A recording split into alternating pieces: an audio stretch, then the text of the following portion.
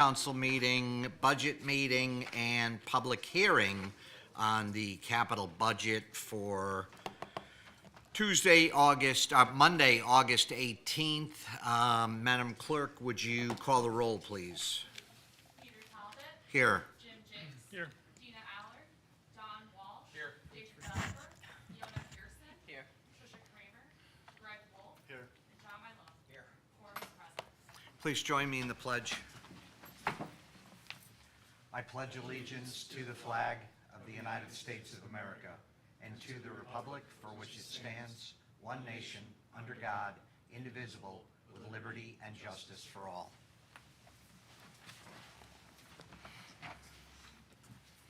So tonight what we'll do is have the reading of the legal notice. Mr. Kimball will do a presentation on the hearing subject, and then we will hear from members of the public at the podium to my right, your left. Please try to limit your comments to 3 minutes. State your full name and address. And with that, Madam Clerk, would you do the reading of the legal notice, please? Pursuant to Section 7-2, 7-3, and 7-4 of the Charter of the Town of Cheshire, Connecticut, the Cheshire Town Council and the Water Pollution Control Authority will hold a public hearing on Monday, August 18th, 2025 at 6:30 p.m. in Town Council Chambers, 84 South Main Street, Cheshire.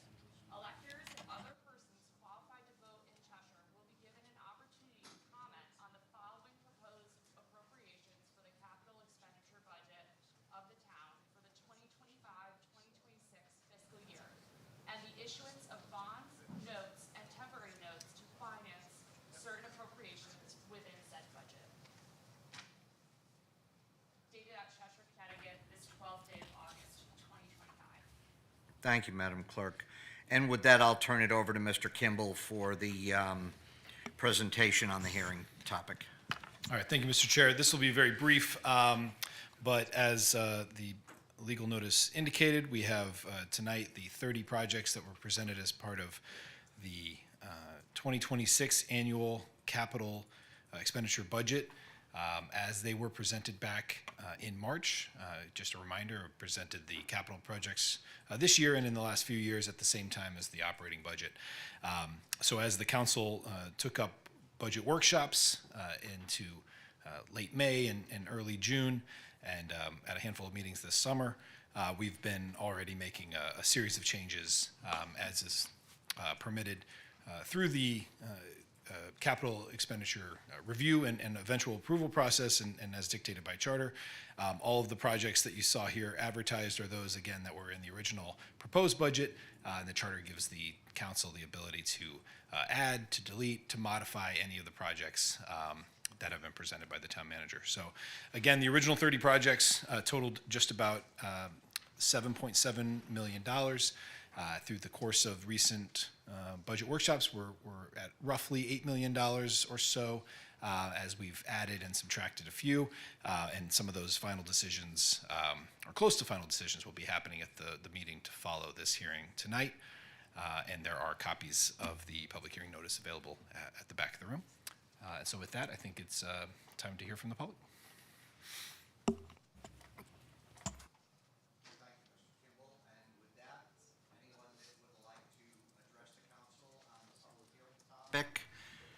Please come up to the microphone.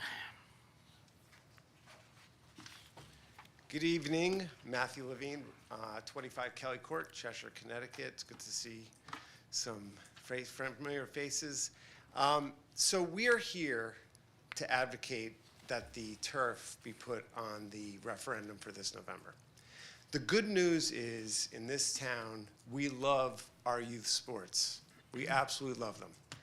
And our facilities are used every day by the kids. But the turf field is beyond sports. It's a community field. We use it for Best Buddies. We use it for graduations. We use it for Relay for Life. We use it for much more than just sports. And it has reached the end of its life. I believe it is 3 or 4 years beyond its life. John Parasino is here today, our athletic director in the Cheshire High School, and he's prepared to give some facts and details about the history of the turf and reasons why it's time to replace it. This is a safety issue from the public's concerned. While it does each year reach its safety rating, it is getting more challenging to reach that rating over years. And in just a couple of years, this turf will be the oldest turf by this company in all of New England. It is beyond its life, and now is the time to replace it. We do not want to be in a situation where we need to replace it on an expedited basis. Something happens, a seam rips, someone gets hurt, and it reveals that the ratings are not what they should be, and we need to do something now rather than 2 years from now. And we have an incredible opportunity because we have these beautiful schools going online. And that is creating an opening with a larger summer vacation. And so there's an opportunity, if we can get this on the referendum for this coming fall, to leave it to the community to advocate for it and try to get the turf replaced next summer. So with that, I'd ask if you have any questions about the specifics of the turf and exact asks and the details. I'll ask John Parasino to come up and talk for a couple minutes. Thank you.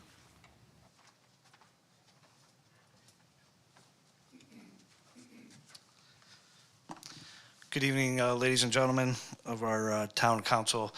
For the past 2 years and now going into my third year, I have had the privilege of serving as the town's athletic director. And in that time, as I'm trying to kind of get acclimated to such a big role in a role that I love, it does come up time from time at our turf field events when people will ask me about the replacement of the turf field. So there's a small group of community members, I think, that represent a much larger group that have inquired about it. And so over that 2 years, I've tried to ascertain as much information as I could to try to educate myself. But the last thing I would want to do is for you to perceive me as a turf expert. So I can give you the information and the facts that I've gathered, and then also offer my service of continuing to gather as many facts as I can. As Mr. Levine said, our turf field has really evolved from what it probably was originally planned for, in that you talk to people in town, much like myself, a graduate of Cheshire High School, they called it the football field. Right? And you'll still catch people call it the football field, and I will spend a lot of my time correcting them that that is not the football field, that is alumni field, because every single one of our varsity field sports plays on that, male, female. When scheduling allows, we'll put our sub-varsity sports on it. We have a plethora of youth sports. I have a great privilege of working with our youth groups, and if we have time to be able to get them onto that turf field, we certainly will. Our band uses it, and new band director and I work shoulder to shoulder to schedule practice time for them to utilize the turf field, music in motion, and many community events. And I know you're all familiar with this because I've seen most of you at a lot of our community events. So to say our turf field is an asset to this town, I think would be an understatement. And it's just, it's an aging asset. So some of the facts that I was able to gather, Shaw's Turf is the company in which we purchased our turf field from when it was originally installed. And I asked them if they could give me data on turf fields in the New England area and life expectancy. And they said why they didn't have studies in detail, what they could tell me was that the average Shaw's field for a field of our size lasts 10 to 12 years. For reference, we're going into our 14th season with our turf field.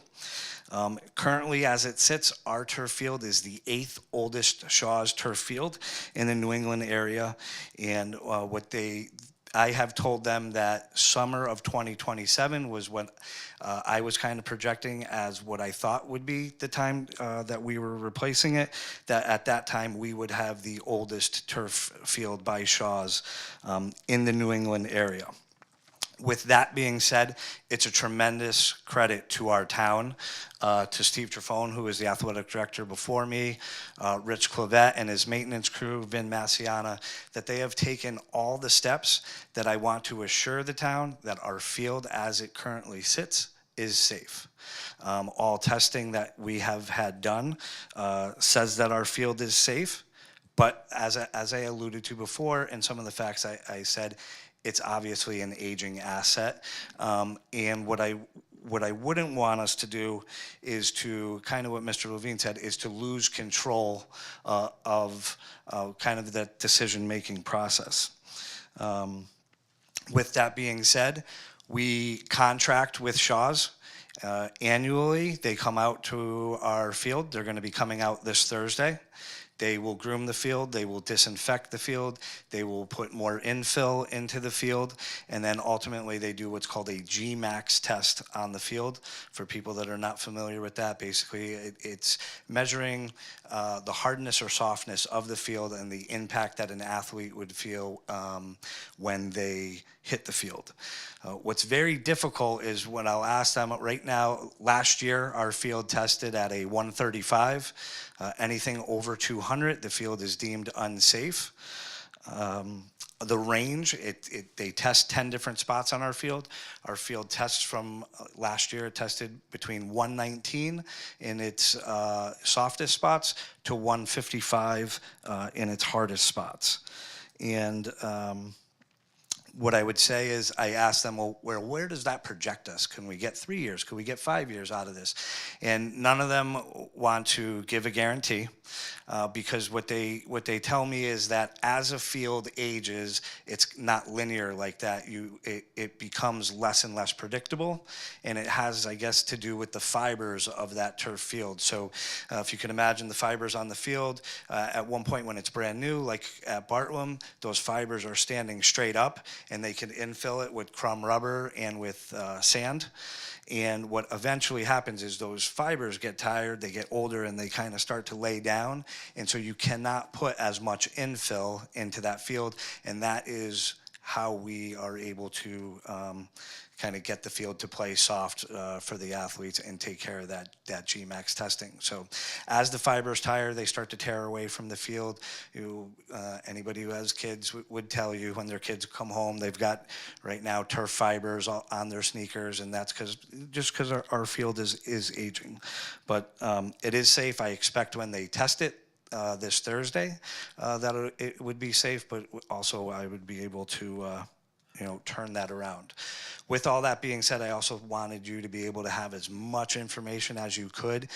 So I did ask them, and it's only going to one company, but Shaw's, who I think their field, being that it's lasted, this long, is pretty credible. I asked them for a quote on what it might be to replace the turf field. And so they have an installer called Rad Sports who installed our previous field, and Mrs. Taylor, I know, did print out some of those quotes for you, and they range in the range of $750,000 to $815,000 to replace the turf.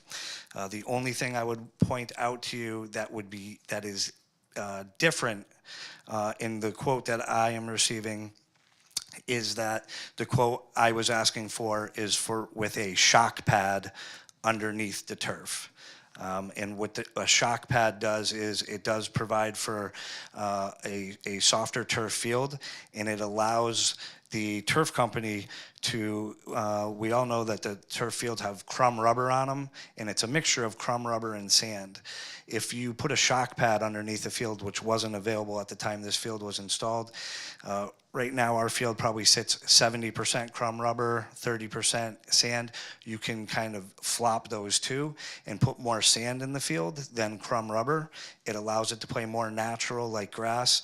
The pad itself takes care of the G-Max for concussions, and then that sand makes it much safer on lower ligament injuries for athletes. So that is something that I asked. I did ask the contractor if we were to remove that, how much would come out of the quote, and he said between $100,000 to $125,000 if you took the shock pad out. Excellent. Mr. Parasino, while you're there, I'd like to just see if my colleagues have any questions, and then we can move on to other members of the public. Any questions for, starting with Mr. Walsh, and then we'll go to Mr. Jinks. Thank you, and thank you for that presentation. Just a quick question, because every year we seem to have asked about what's the condition of turf, especially when we were putting the turf in at Bartlett. We were wondering if it would be wise to replace that at the same time, and we were said that we were being told the one at the school, the Alumni Field one, was still in pretty good shape. And now a year later, it's like we're being asked to do this, and I know 750 to 815. That's it's a big ask for our community because of with all the taxes that are going on, and I guess after the testing that you have this week from that company, you'd be able to tell whether you could get at least one more year or not out of it, because we currently have it for next year's capital budget. We only have it at 600, so that would have to change for next year too. But I'm just, if there's any way we could push it off an extra year, I think it would be great. But if it's deemed unsafe, or obviously that's not going to sit well with me or anybody else on this dais, I think. Yeah, absolutely, Mr. Walsh. What I would say to you is that I fully expect when the field is tested this Thursday, that the field is going to be perfectly safe for this year. And then I guess I certainly don't want to be the guy to put my job on the line and tell you that it's going to be perfectly safe for the 26-27 sports year. But I guess with the way that the field is trending right now, I think I would be lying to you if I said that we couldn't get that year out of it.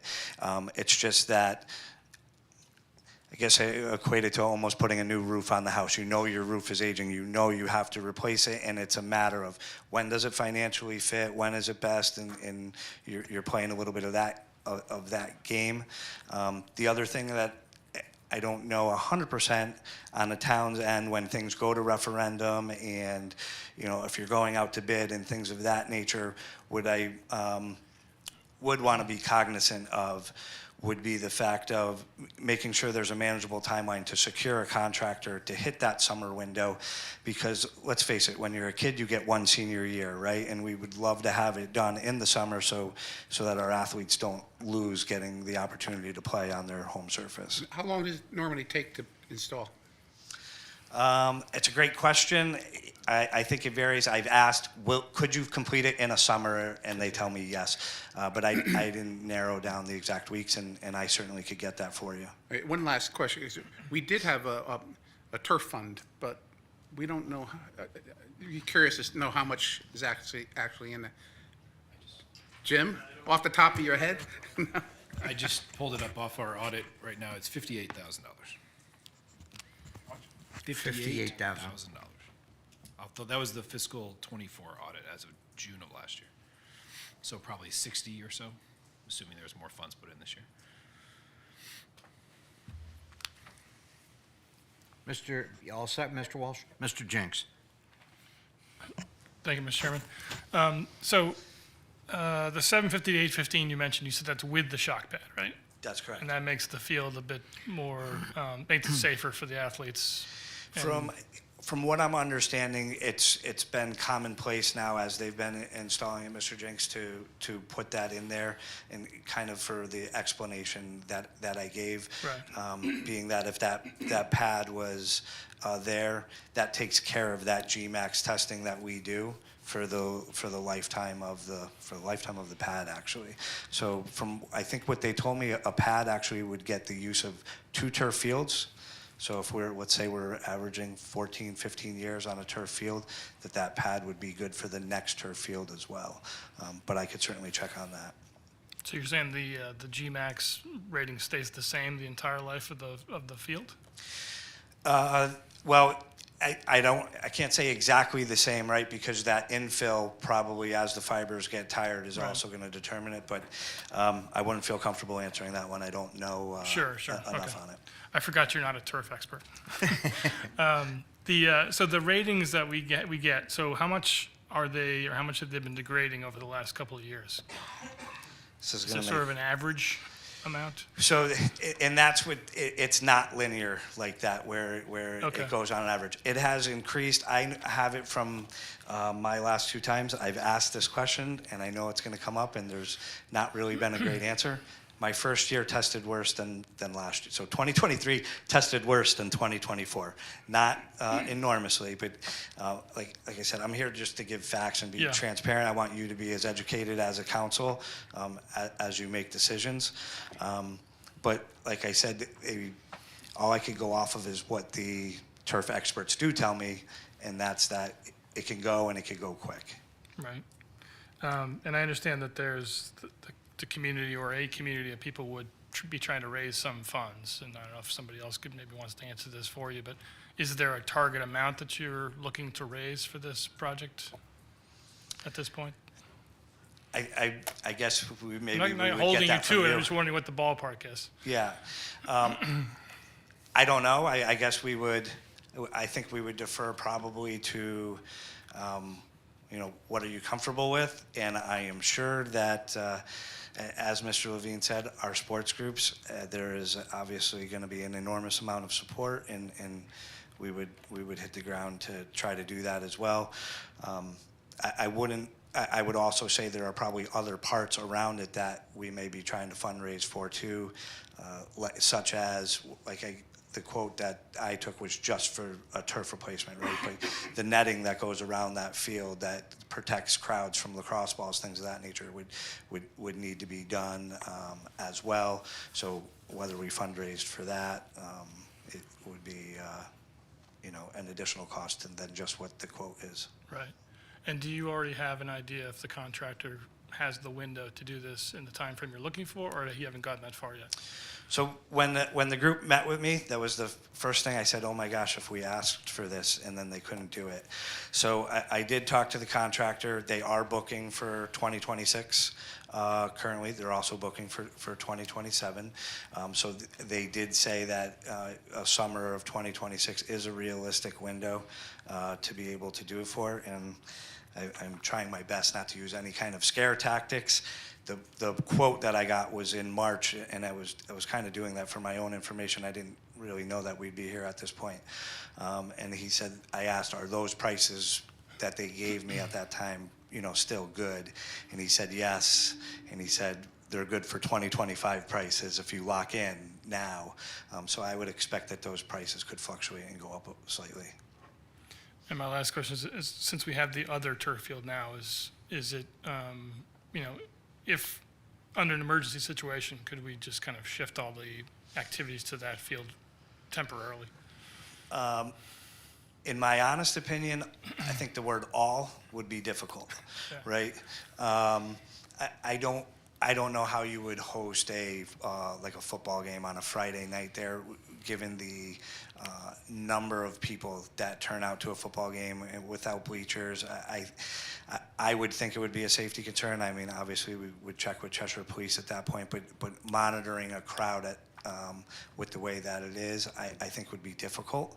I think sports that are lower, that have lower volume of spectators, we could pull it off. I have not put a varsity sport out there yet. We mainly at the high school. The town has been gracious enough we use it for practices up until 5:30. And we've played some sub-varsity games out there. The other thing that I would be cognizant of is the Bartlam turf is heavily used by our youth groups. So if you were to move high school sports over there, you'd be kicking them out of their home. Right, okay, thank you. Mr. Wolf? So other than the rating, the GMAX rating that you described, are there other issues that could come up that would make it, that are unrepairable, that would make it unusable?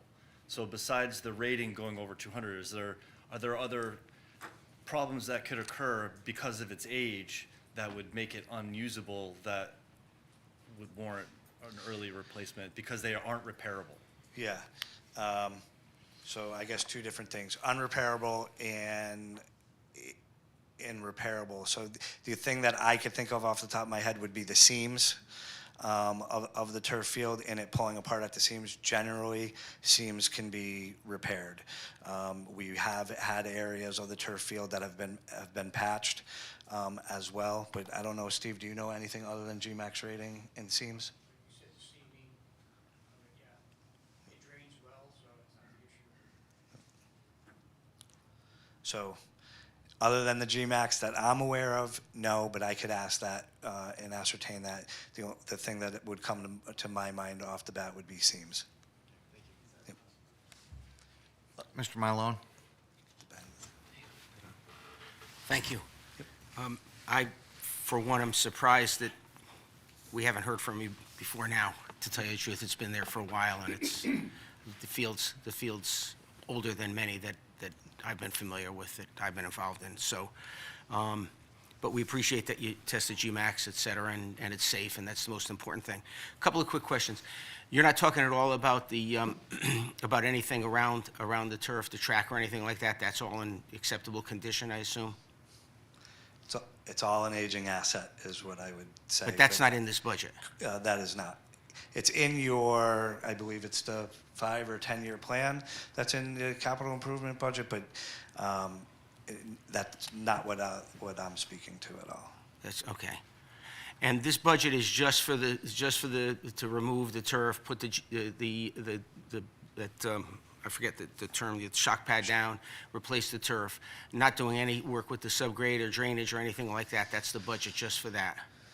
Yes, so I mean, you allude to what could be an expense, right? Is if you pulled it up and if they said at the base underneath that there was an issue, I guess then we would be But saying. this budget does not include that right now? Correct.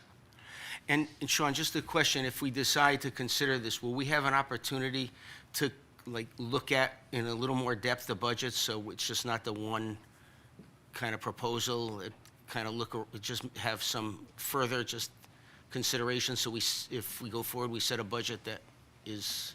Yeah, I mean, ultimately, it depends on the budget amount you appropriate. I mean, like any other, like most of our projects, if there's not a final design or final quotes in hand, like which would be the case with this, I mean, you'd want to have a high enough number, especially with a referendum item, so that's anything above 500,000, where you don't have to go back to the voters for additional funds, because anything above that, even a handful of dollars above, technically would need to go back to a referendum. So you'd want to have a comfortable enough number that you had a pretty good design of the total cost. I think anticipating, even if you were on the schedule for what's being proposed tonight, obviously that's a November referendum at the earliest. So you'd certainly have between, I guess, now and then to get a little more information about the number that you've already put, but you'd have to stick to that number you put forward, you know, as. But we would decide a number subsequent to the public hearing. We don't have to accept this number tonight. We can think about it a little bit before we... Right, but if you were going to put it at referendum this year, that has to happen before around September 3rd. So that's. I understand that, but Yeah. not tonight. We don't Not have... tonight, that's Okay. correct. Yep. No, I concur that there's tremendous use over there. Walk around the track a lot, and it's always being used. I don't care when I walk around there, there's someone on it all the time. So appreciate you bringing it to our attention. Yep, thank you. Thank you. Mr. Velber. Hey, thank you. Just a quick question, just to follow up on that, because you'd asked, well, one of my questions was going to be, what about the track and, you know, ultimately the bleachers and other things that may have to get done. But when it comes to this, this is, you're contemplated right now, just being sort of a like-for-like replacement.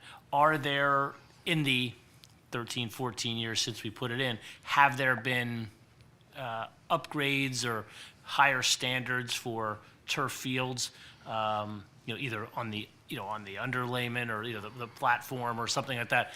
You know, is there a better field like now that's available now than would have been perhaps 14 years ago? And in theory, should there be, like, you know, as we're doing this, should there be, we also be contemplating the idea of, okay, we could just do it, you know, like for like, or we could go to the next level and put it in for, here's the current technology, best, you know, best standards for a field? And is that contemplated? And so, any idea what those things might be? Sure. So we'll go with the disclaimer that I'm not a turf expert, but I did sleep in a Holiday Inn. But you're becoming quickly up to speed. I guess Good. so. I think the first thing, one, is the shock pad has changed from when you initially installed the turf field. The second thing is there has been a change in the technology, which is why I kind of gave you that price range of the 750 to the 815. 750, I think, from what Shaw's is telling me, is their like-for-like product. Basically, our turf field that we have now, every line that you see into the turf field that's a change of color from green to white was sewn in, right? So there's those seams that I was talking about to Mr. Wolf, the numbers, any permanent lines that are down there. We also annually have the field painted for some of the other sports so that there aren't as many seams. The 815, the company came out with a new technology that's called a tuft technology. They tuft. Basically, the lines are sewn into the actual rolls itself. The way they explained it to me would be like taking a roll of turf and printing on it. And so there's far less seams in the turf.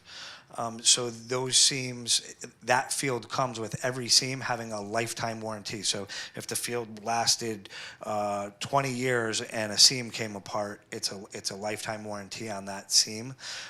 So I think that would be a direction I would want people to at least get educated and find out more about.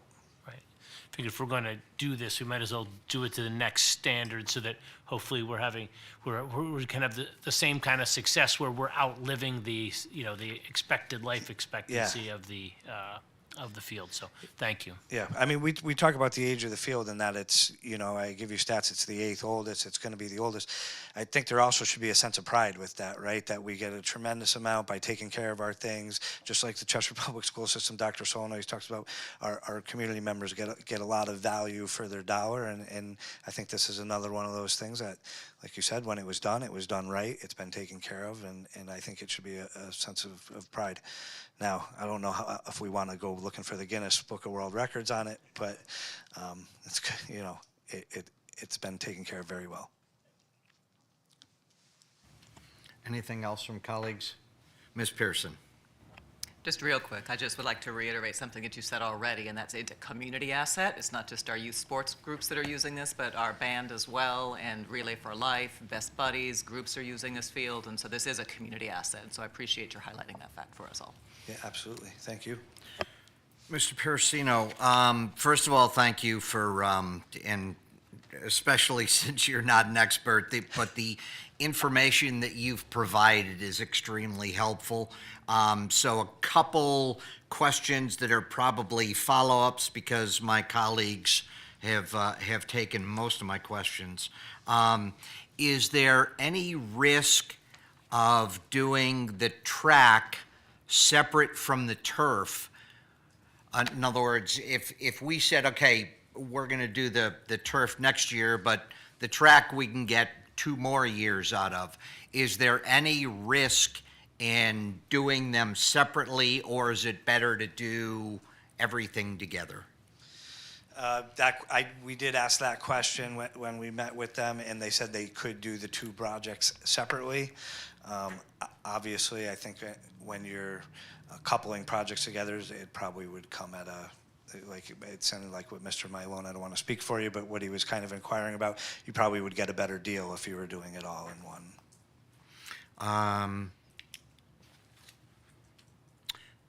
You talked about the rating of the GMAX rating, that we're currently at 135, you don't want to see it at 200. The current range was 119 to 155. Is it still considered playable if 4 of the 15 tested areas hit 200? I might have to defer to Steve on this a little bit. So just to explain the test a little bit, they have 10 areas. The last 2 years, the 10 areas have been exactly the same, and there's a machine that does a weight drop on those 10 areas, and it gives you a reading. I gave you the range, and then overall they average out. So they do a drop in all, they do basically 30 drops, 3 drops in each of the 10 spots, and then they give you an average. And so that average is the 135. It's a great question. I never asked, what if a spot comes out to over 200, and that's something I can ask for you. Will we have, after the testing on Thursday, will you have pretty much immediate numbers? Do they do their weight drops and come out and go, Mr. Parasino, here's what your turf is right now? Yep.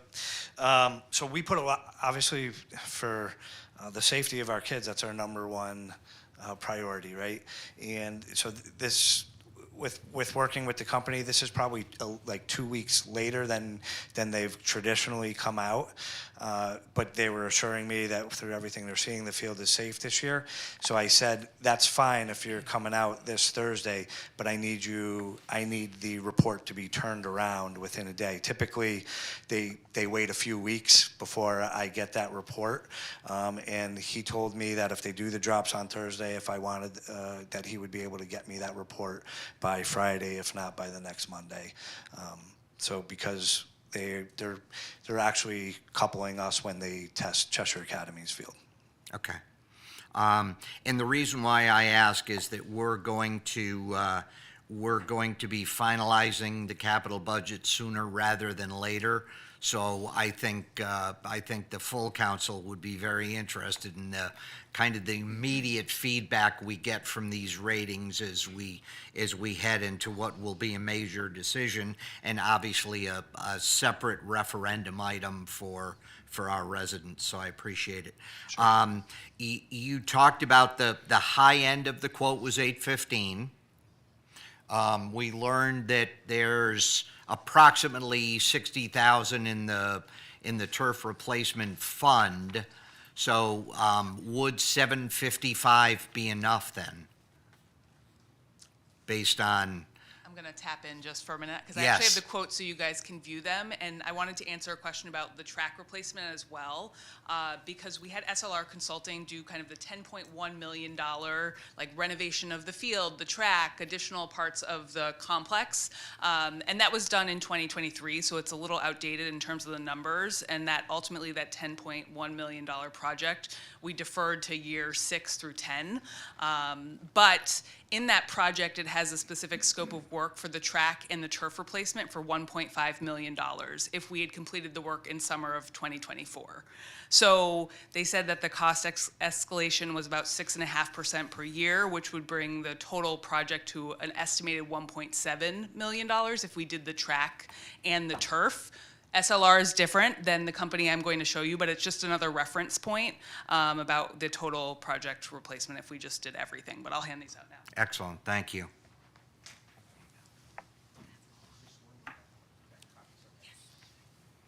But I think that, so the answer was yes. If we were just to do the turf at 815 at the high end, if we put the referendum for 755, which was minus the 60K that's in the turf fund, we'd be okay. Yes, so you're saying 755 plus the 50 from the turf fund? Yeah, plus the 58, Yeah, 58, maybe 60. Like we alluded to too, and I think what Mr. Jinks was getting at too, I think we could also get some help on this too. So yes, I do think that would absolutely cover it. Okay. Any other questions from colleagues? But Mr. Parasino, thank you very much. Appreciate your help. And with that, we'll turn it back to the public. And thank you for your indulgence as the council got some questions answered. If there's anyone else from the public that would like to speak on the public hearing, please do so. I think I have some remaining rebuttal time on my, my time. I just wanted to say that I think there's a lot of community support for this. You hear it when you're out at an event out there. People are talking about replacing the field. It's coming up all over the place. I think it's time to do it, and I'm hopeful that you will support putting it out there, at the very least, and leave it to the community to rally the community to vote for it. At the very least, it will socialize the community that this needs to be done, because it's a need, it's not a want. It eventually has to be done. So thank you for your time. Thank you, Mr. Levine.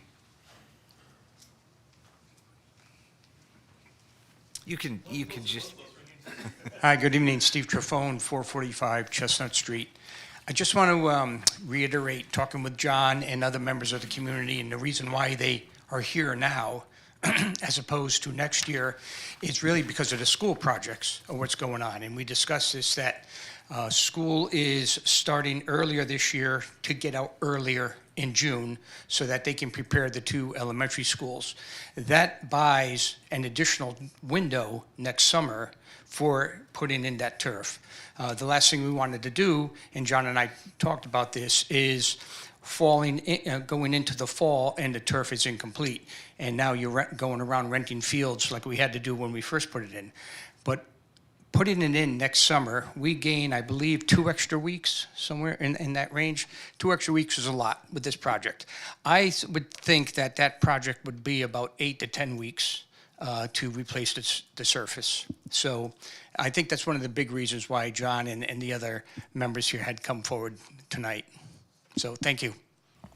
do you, Mr. Trufone, do you remember how long it took when it was originally put in? It was about 12 to 13 weeks. We had some issues with some weather, which made it put a delay on it.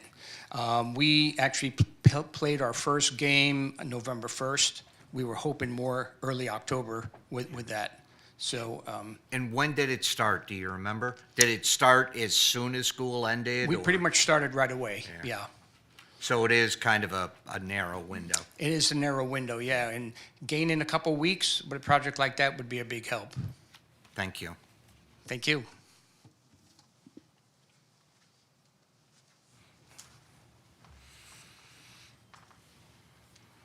That's some important stuff, so I didn't want to take, there's more that has to talk about turf. I'm an athlete, so I understand. That's something good to sit on. Hello, good evening. My name is Jonathan Conrad, and I'm a civil rights advocate and a litigator. I come from the town of Plantsville, which is right next. We're touching the beautiful place that they're building over there. I need to provide public notice to the town council today. This is in accordance with USC Rules of Civil Procedure as well as Rule 17, Rule 20 of the United States Supreme Court. The Constitution of the United States of America is the overarching requirements that every state must follow. I don't think anyone will deny this. States cannot enact their own alternative legislation and substitute it for the guarantees of the Constitution of the United States. That would mean that state law is more powerful than the Constitution. Clause 1, Amendment 5 of the United States Constitution says, "No person shall be held to answer for a capital or otherwise infamous crime unless the presentment or indictment by grand jury." However, in the state of Connecticut, it has enacted its own alternative legislation that permits the prosecuting attorneys, police officers, state police to charge by way of information, not by indictment, as required by law. That is unconstitutional. Now, as an emolument violation is when you pay public officials to break the law. The Constitution has two areas to enforce this. The first is Article 1, Section 10. Mr. Conrad, can I just hold you there? Sure. I apologize. Is there a tie-in to our capital budget with what you're speaking about this evening? Probably, there are monies that are being used for the money here goes to pay police officers, correct? That's the operating budget, separate from capital. Capital is new items, turf fields, vehicles, Sure. buildings, those sort of things. The only reason, our public hearing tonight is directly associated with the capital budget. It sounds like the topic that you want to discuss is better tackled at one of our regular meetings where we have public comment and you can speak on any topic. Sure. Yeah, I just saw that you were accepting comments tonight, so if I could finish it, I'm almost done. Yes, go ahead. I appreciate that. Yes. I thank you. Police officers and prosecutors, judges are all under contract and the contract to perform is based upon the oath, the affirmation that took the contract parameters are defined within the Constitution of the United States. So when the state enacts a law that would direct their agents to disobey the law of the Constitution of the United States, that would be a violation of Article 1, Section 10. The 14th Amendment is the other place that you'll find the reinforcement of this issue, where it says that no state shall create or enforce law that shall abridge the privileges and immunities of the United States citizens. The privileges and immunities of the United States citizens are at minimum those enumerated within the Bill of Rights, the first 10 amendments. They cannot be impaired, and thus the state of Iowa and Connecticut has enacted the law of an inferior constitution that's permitting public officials and law enforcement whom you may pay to violate the Constitution of the United States. As a result, there is an inordinate amount of people currently imprisoned in the state illegally and unconstitutionally. Tanawa Downing is preparing litigation this issue in the United States Supreme Court on behalf of more than 700,000 people currently imprisoned here. America's unconstitutionally. I'm here today to notify you that to continue to pay these public officials to break the law can be criminal and sanctions can come from that form. That's not what we're asking for at all, okay? We don't want to go down that path because we believe it to be very, very, very messy. But you officials must be made aware that paying people to disobey the law is an emolument violation and is illegal and unconstitutional, and it's a crime. I'm asking you honorable individuals to please take a look at Clause 1 of Amendment 5 and confirm what I'm saying to be true. Then direct your public officials to act lawful and constitutional manner and consistent with the obligations that are codified in the Constitution of the United States of America. I have a notice that I would like to put on record. If we want to do it next time, I can do that as well. But thank you very much. I appreciate your time. Thank you, Mr. Conrad. I Thank you. appreciate it. You can give it to the clerk, and she can distribute to the Thank you. council if you'd like. Anyone else to speak on the hearing topic? Seeing none, I'll close this public hearing. Thank you. Which moves us into our special meeting and budget committee meeting of Monday, August 18th. We've had the roll call, we've done the pledge, and we'll kick off with the proposed FY 25-26 capital budgets. Do you want to begin, Mr. Kimball, with the handouts that you've provided?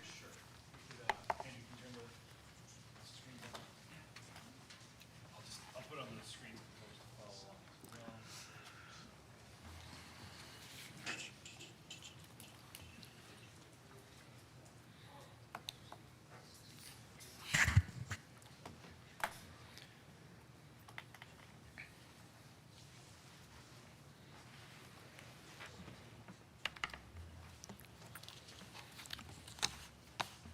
So I'm just waiting for this to load. So yes, I did pass out, and then for anyone in the audience who doesn't have, we have extra copies here of the current, this is the same sheet we went through on July 7th, but it's been updated with our most recent changes to some of the capital project items. So if it's all right, let me put on the screen and here, if anyone else wants, Andrew, can you come grab some of these? I don't think I gave Vin or Emily a copy yet. Yeah, there you go. They all have them, yep. Yep. Thanks, Andrew. All right, I should be able to share now. There we go, okay. Try to zoom in a little bit, but, all right, so as we kind of outlined earlier in the evening, tonight's, really the goal of tonight is to end with these first-year projects that you'd like to see the resolutions made ready for our currently anticipated final meeting on August 26th. That's next Tuesday, when we would be adopting the capital projects for the year. So just some will be kind of a recap. Some we touched on it.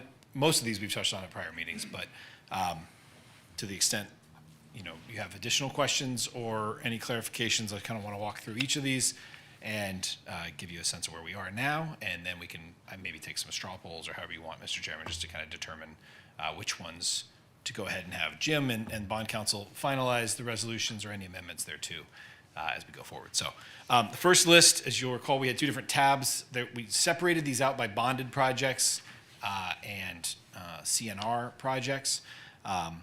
And so we'll just kind of start down the list. We talked about the parking lot replacement at the senior center. No anticipated amendments there to what we had before, the $25,000. We talked previously about back in March, or really in February, when we were finalizing this budget, we knew we wanted to set aside about $200,000 for the upgrades needed at the animal control facility.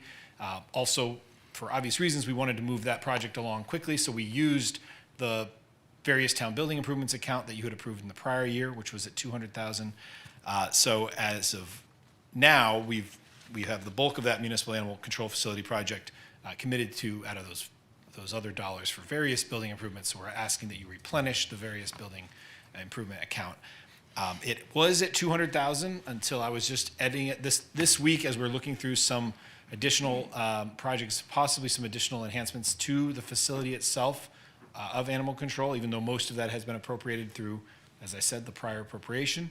That's why this is $250,000, because I think there are a few other items that we'd like to have included in that final design. So if we could, or the final project, so if we could increase that amount, that would be helpful. Moving on to, we talked about the fire truck. There's no changes proposed there from what you were presented with before, $1.1 million. You have the Public Works items under bonding, the Public Works equipment at $60,000 and the ground equipment $127,000.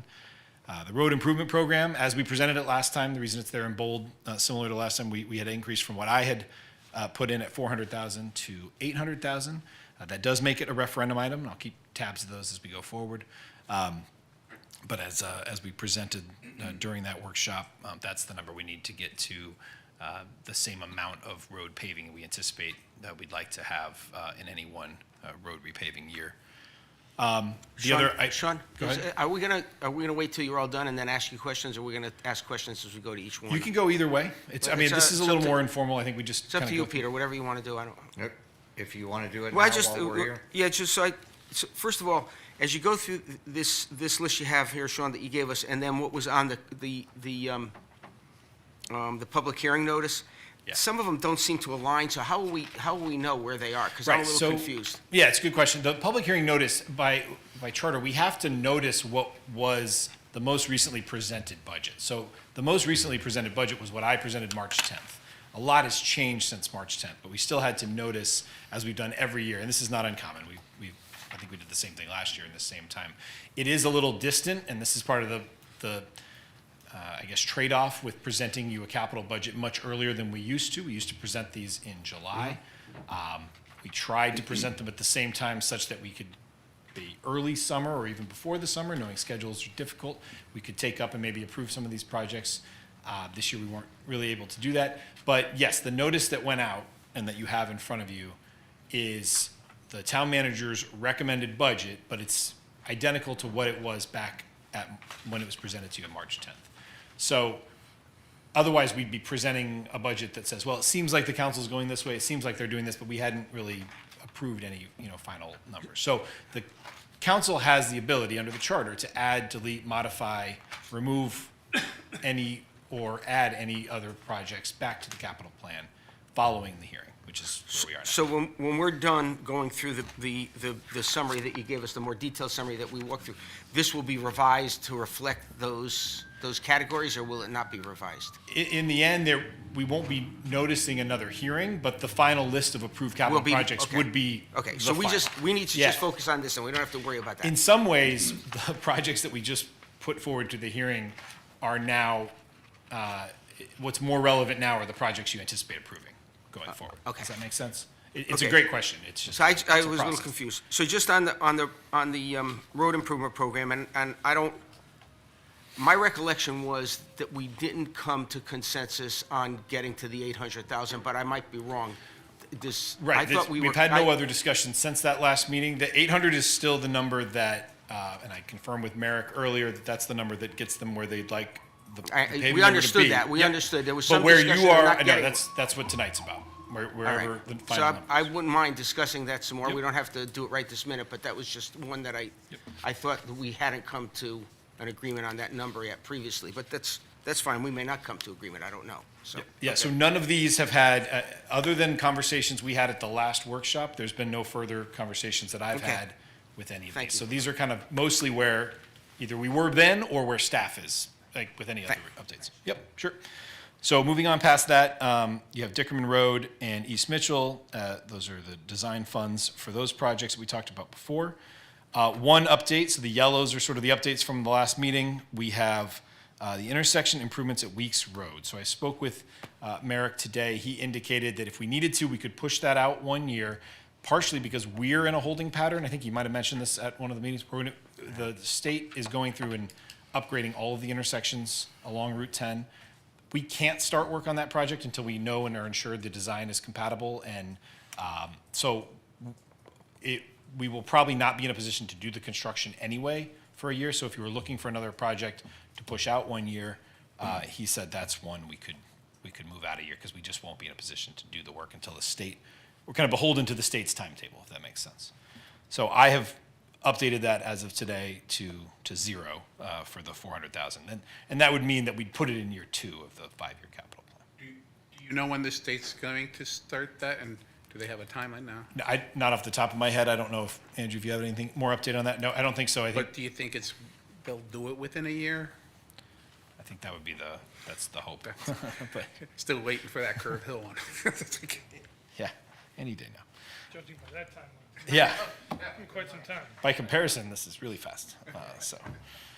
All right, moving on to the 350 for Farmington Drive Culvert. That is designed and ready to go forward. And then you remember the Notch Road Bridge, 195,000 for funding, for design. The design is on us. That's the local bridge program, larger item for the next year. That's the roughly $2 million bridge program for the future year. Yeah. On the Farmington Road project, can we just kind of revisit or Farmington Drive, what the sort of urgency is right now with that? I know there's flooding issue, but that's been going on for quite some time, I assume, right? It has been, yes. So there's been some flooding issues. I think there's a capacity issue with the pipe that goes under Farmington. I think part of that, if you recall the discussion at that workshop too, we have, obviously the new school being built for New Norton is right there adjacent and is utilizing, some of that drainage path. Again, I think every design is intended, of course, to capture all of the discharge and any runoff on property and making use of not increasing any outflows. But again, I think just to avoid any concerns, this is something we've been alerted to long before the New Norton project was being built, as an area that we knew there were some concerns from neighbors there with respect to the ability of that culvert to convey across Farmington. Outside of that, it's probably beyond my personal expertise. Is the drainage for the new school there, it's not going to use any of the old, I guess, drainage system in any way? Again, I don't want to be quoted on that for sure. I don't know Yeah. if. Okay. I remember this discussion Yep. because I had asked the question last time too. I think that the new school has been designed with stormwater management measures that will not allow any increase in peak rates of runoff. So it should not affect this culvert, but it's historically been problematic, is what we were told. And there were some representation made at the hearings during the schools that as part of the school project, that was going to be taken care of. So I think there is an expectation in that neighborhood that there will be some resolution of an historic problem there, even though the school technically should not be contributing to it. Right, okay. I think I that's don't know very if that fair. helps. Yeah, I think that's fair. And I think that, if we already have a design to address it now and to avoid that potential, I promise you it's worse than it was before. It's got to be, that we'd like to just have this taken care of. Okay. Thank you for that recollection, John. All right, so skipping ahead, okay, we did Notch Road. So now sewer and water. These are the projects we had before. One update, the Moss Farms pump station. I'll just go one by one. We have the 450,000 we discussed last time for I&I investigation and the remediation, mostly remediation there with that number. The belt filter press replacement we discussed when staff was in the workshop.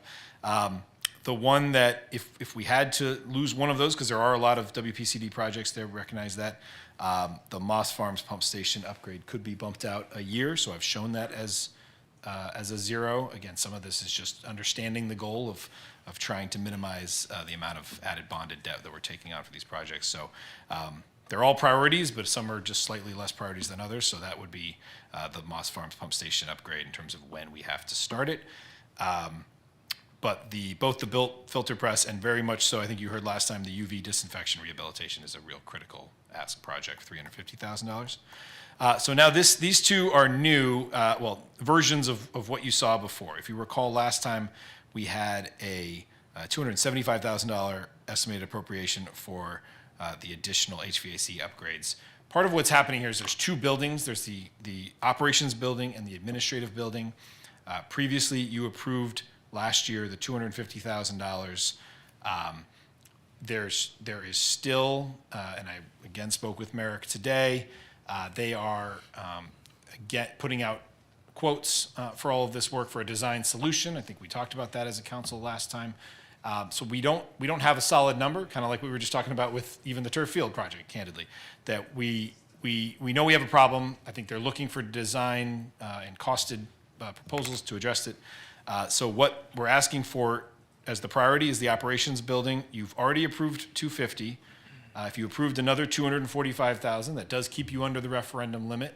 Doesn't mean you have to spend all it. There may be a much more cost-effective solution presented. We kicked around, I know, a number of discussions around, full overhauls to ductless splits to a lot of different design solutions there for the operations building. But the number I put in as a placeholder is $245,000, which again keeps it under referendum, and I think we'll know a lot more in the coming months when they get these proposals and quotes back for a full design solution for the HVAC piece there. Recognizing there was also discussion around the lack of reliable HVAC at the administrative building, I have another $250,000 there. Again, in some ways, you could see that as trading off for that Moss Farms pump station upgrade money that we just lost up above of $250,000. We could hold out for another year. I know it was a big priority of the council to try to get the HVAC issues addressed. I wish I had a solid number to tell you exactly what that costs. I just don't. So what we're asking for is, funding to that end, funding that keeps it under the referendum threshold, but also is at least enough to come up with and fund a designed solution. In a perfect world, it's much less, and then of course we just deauthorize that money. We don't spend it. You're not wasting any additional money if it comes in lower than estimated. So that's why you see two there. Doesn't mean we have to do it that way, but I did want to break it out because clearly, I think at this point combined they're going to be a referendum item. So it doesn't make sense to keep them combined, or you're just going to be limiting yourself to a total of the $500,000. So Sean, two questions. I'm fine, if you can explain that again, I appreciate it, but before that, because I'm totally confused, maybe other people understand it. Sorry, but Mixville, did we get grants for Mixville? So this is on top of grants that we're doing, the 1.24 million for the phase 2 of Mixville? Just explain that, because I had forgotten, honestly, where we stand on that. So the Mixville item, we have a $1 million steep grant. So there's a little footnote there, number 2, that points you down to the bottom. That is a total project cost of $1.247 million. There was a matching component, and I think the total project value is $1.247, but $1 million of that is funded by the state steep grant. So we have to budget for the 1.247? Yeah, you still have to budget and appropriate the full amount, and Jim can speak more to that, but definitely when it comes to approval, the funding sources are different, and when it comes to approval for actual bond language, there are times that we will break that out. Sometimes it's simpler for Jim's record keeping to just say that all of it is bond eligible, so you're not having to pick and choose, but we always net it out against any available grants. So that'll be a referendum item? No, It because won't in our charter, anything net of grants is the amount that goes to referendum. So if it's over 500,000 net of grants, yes, but right now this is only 247. Is that right, Jim? Keep me honest over there. All right, thank you. Thank you for explaining that. Now, can you just explain the options on the splash pad again? Because I got confused when you said that. Maybe I wasn't listening carefully. I don't think I got into these items yet. Oh, I thought you started to talk about that. No, I was talking about HVAC upgrades. Oh, I thought you were already on the splash pads when you talked Oh, about the no, upside. that's Sorry. like the- Maybe that's- I wasn't listening carefully. That's like so- the marquee discussion tonight. So you're fast forwarding the movie. We got to get there. No. So if we're ready, if there's no other questions, we're happy to talk about splash pad. Yes. Just so we can, before we get on to those, because I think it's going to be a fun topic. On the intersection at Weeks Road, obviously, we're going to push that out 1 year. What was the East Mitchell Road reconstruction again? Is that up at the front, or is that down by the cul-de-sac? I mean, No, that's the actual road reconstruct. That road needs to be. That's the road itself, reconstructed all the way down. That's not the sidewalk project. That's separate and approved, and we're moving forward with the sidewalks. This is the actual road reconstruction. That's design money. so that's just the design money, and then road would be in the next year? Yeah, I think it's in your books as the second year in some number. We'll know again. Typically, we put the design money up front so we can have a Right. better number in the second year. But that road is in rough shape after all the construction has been completed on the apartments there at the bottom of East Mitchell. So my big question ultimately is going to be, as we push out $650,000, and obviously backfill it with new stuff to fill it in, and this year is we're sort of pushing $650,000 into year two of the capital budget. And obviously, we don't have to go to that number now, but at some point in time, what does that do to the second year? I guess I could look up the number here in the book, but because how is that going to impact year two? I mean, we're just putting it into the next year, and so we'll have to deal with that topic again next year to see whether. Oh, we yeah, keep certainly. going. I mean, year two has a lot of projects in it. I had moved out a number of Board of Ed projects 1 year because, again, as we've said before, they have a lot of existing capital projects, just Right. candidly, dozens and dozens. So they were asking for another 25 or so more projects this year. And I just, knowing all the pressures we had this year, I did move a number of those out to year two. Ultimately, before we're kind of running at the end, we're running into the end of the capital budget calendar. It'd be great if we had a little more time and we could spend that time tonight. I'm good all night. Looking at years 2 through 5, because I do think a number of those decisions, we started that exercise of moving some larger projects to years 6 through 10. Right. But I would be, remiss if I didn't say, there's a lot of projects in years 2 through 5. That was my So recollection, that year two is going to be a busy year. Year two has a lot in it. Do I think we're going to approve 65 projects next year in year one of next year? When that's probably not. So, yeah, those decisions have to be made. I think we can make them in the 5-year planning stage right now is a great way to at least set the table for what we expect. But I do think in some recent years, we haven't spent quite as much time in years 2 through 5. So it just sort of builds up a lot of projects. And it's harder and harder to take those years seriously when you see so many projects and not think we're realistically going to do them. Right. I'm just concerned, as we look at this, and it's great we shift them into year, but then we just sort of we're backfilling them with other projects. So the number is sort of just the one number is going up and the other number is balancing out. But obviously, we'll keep going through the list and see where we are. Yeah, absolutely. And again, you don't have to do any of these. We are trying to do a lot of things at once, but it certainly, there are some I think you're hearing that are more priorities than others. And then there's a number, we have, of course, prioritized those that we have existing grant funds for, because I think those are, we were supportive to do it when we had the grant funding, and of course, we have, money on the table, so to speak, that we can leverage to get the project done.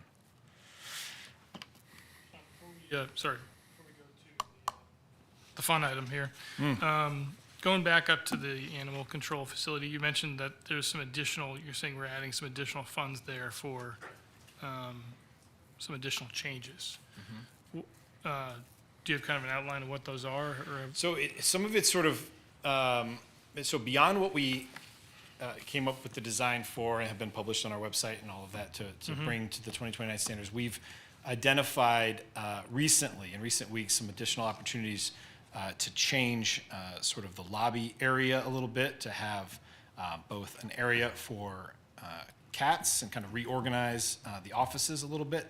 a special dedicated cat area and also an area and kind of a bifurcated, some of this is being, again, designed sort of as we speak conceptually, but an area where folks could come in and for those that have been into the facility and seen, there's not really a real barrier between where you might visit an animal, if you're thinking of adopting an animal, have kind of a waiting room type area Right. with a wall or a half wall separating to the rest of the facility. So I think some of those, I had conversations with Chief Jordaner, actually including this morning, on this topic as a possible ask. It might be something, various town building improvements is relatively non-specific. There's kind of always a running list, or we get department requests over the 2 years. Remember, we usually ask for that every other year, so kind of over the course of 24 months, you'll get various proposed projects, some that pop up that are more urgent than others. I've used the example of the senior center flooring that we had to replace and some of those items. So, but just knowing we already have probably some additional animal control upgrades we'd like to see in there to bring it, as we've all been saying, to kind of the gold standard if we can. I think an extra, $30,000 to $50,000 would be helpful to that goal. Otherwise, we could do it under various town building improvements. It just might bump out some other things that we were possibly going to get to. So it's not critical, but I think when you get a few ideas of projects that we want to have expedited like that, we're trying to move it along. So that idea came from DOAG when they visited and said they'd love to see some of those improvements in that area. So, in some ways, I think they were talking about longer term planning. They were very happy with the improvements that have been made so far, but they were looking at some possible enhancements that you could look at in the future. I'm glad to hear about the changes to the cat sort of separation. I know there was some people that mentioned that to me. I thought maybe that was in like the next phase of our, but It probably would be, but that's Yeah. maybe a reason to have some funding set aside now if you could do it now. And we're already under construction, it might be a good time to do it at the same time. how many cats would we be able to hold in the, Yeah, that I don't know not off sure. the top of my head. right now I think it's like 5, right, in those cages? Maybe? Yeah, I don't Okay. know. Thanks. All right. Splash pad. So, all right, so here's the update on the splash pad. We haven't talked about splash pad in a little while, and Andrew's going to jump in whenever I forget to say something, because it's been a long and relatively arduous process. But I'll take you back to the original STEEP grant funding that we did receive back then. The STEEP grants were capped at $500,000. We received the 2023 STEEP grant award year, middle of that year. And you'll recall the council approved, based on our initial estimates for the proposed project, a total of $865,000. That was $365,000 of town money, $500 of STEEP grant funding. Before we started really any of the actual design, and kind of clarifying what the total cost was going to ultimately be. As we move forward with the design, it's probably the bulk of the time over the last year and a half has been spent going back and forth on two different, and I apologize if I've already updated the council on this before. I think it would have been months ago if we did. There's two different ways that splash pads are designed. There's pass-through systems, and then there's recirculating systems.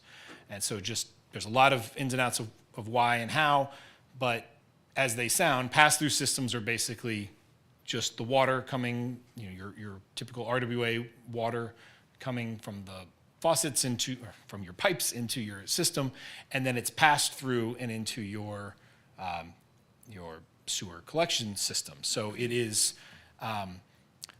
but it doesn't involve having to treat the water, right? Because you're taking clean water that's basically tap water, flowing it through, and then it's having to go into the treatment system to then be treated.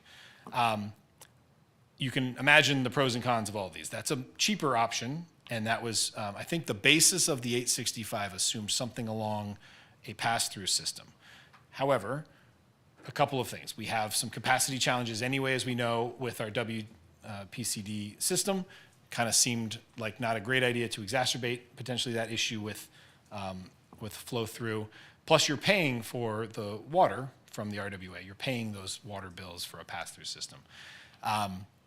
A research system is more expensive because you have to have basically a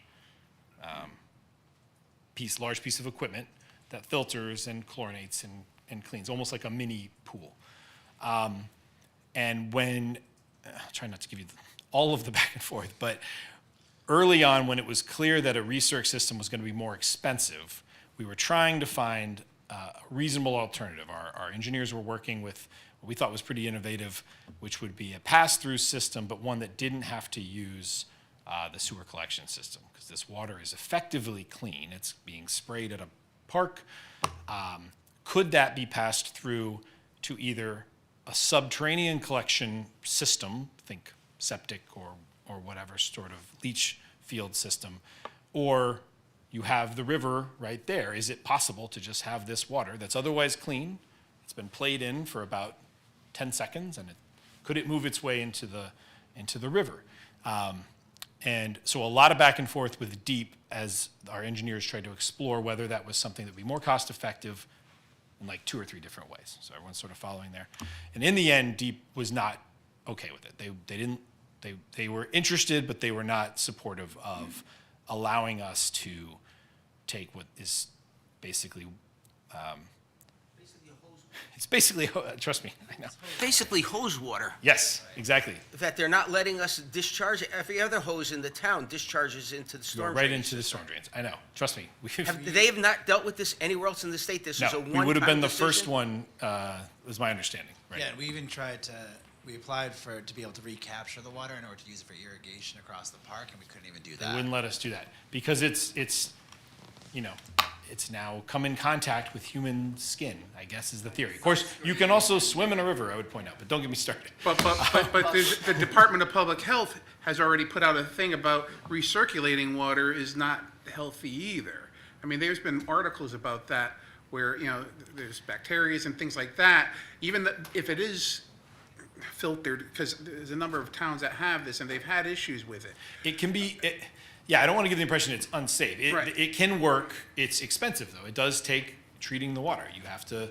So DEEP and DPH don't get together on that, so, but I would suggest if we are doing the recirculating, if there is an additional place for an outdoor shower to shower the kids just after they're done, even if it's, you know, because you're filtering it through and everything else, it may be something that, you know, parents will feel a little safer about. Yep. They're gonna Yep. Okay. So, do the same thing out there anyway. so sort of where we are right now is after all of that. Did I leave? I probably left some things out. It's been a long back and forth over this, as you can imagine. There's also been, I think, a growing community excitement because, of course, the steep grant funding, you know, was announced, and we know the project was approved. So people are asking us often when is the splash pad coming, and so it's been. Oh, sorry, well, things are clicking here. It's been, you know, I think it's been a challenge to come up with ultimately the best recommended path forward. So in the end, the recommended path from BNL is a recirc system, but as I said before, that is more expensive. And so that leaves us with a bit of a dilemma. So right now we have some additional, one other piece is this past state budget approval did include an additional $150,000 in support of Cheshire's splash pad project. So there is an additional $150,000 of grant money, but that doesn't quite close the gap far enough because the total price of this project is when we have bids. We've actually gone out to bid. We got actually a very solid bidder that our engineers have worked with before on other projects, and the bid came in at 1.25 million with two $25,000 ad alternates that we had. One was for fencing and one was for landscaping, correct, Andrew? Yes. So 1.3 million is a bid in hand right now. What I've put up on the screen here is, sorry, we're sliding down here. There we go, splash pad. Two options. One is at 1.45, that adds another 150,000 for contingency, which we may not need. But that would be, because remember, there's a bid in hand at 1.3 million. So putting forward a project at 1.45 million, that would have to go to referendum because that added amount of the total project, we have 650,000 of state grants, but you'd still have, what is that, over roughly 800,000 or so of funding that you need from the voters, so that would have to go to referendum.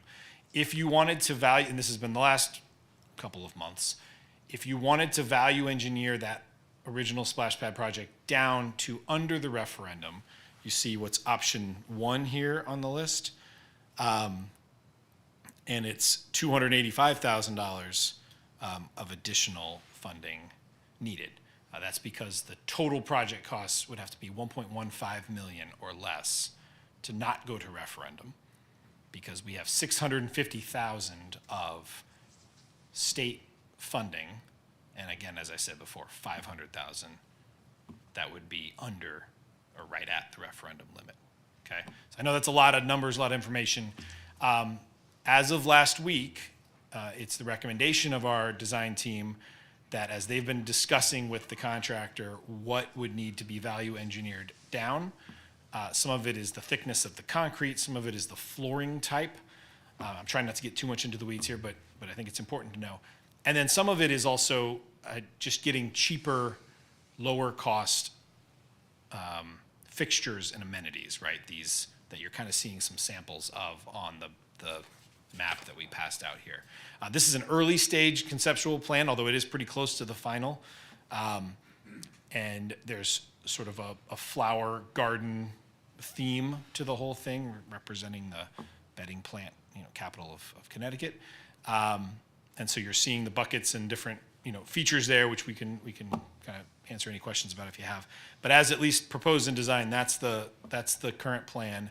But their concern is that and I share, that the value engineering option for the difference between that 585 and 285 of what the community is expecting, I think is not, I'm concerned it won't be quite as good of an end product as we would otherwise have. So we are getting 650,000 of state money to go towards this 1.3 or so million dollar projects, about half of the funding.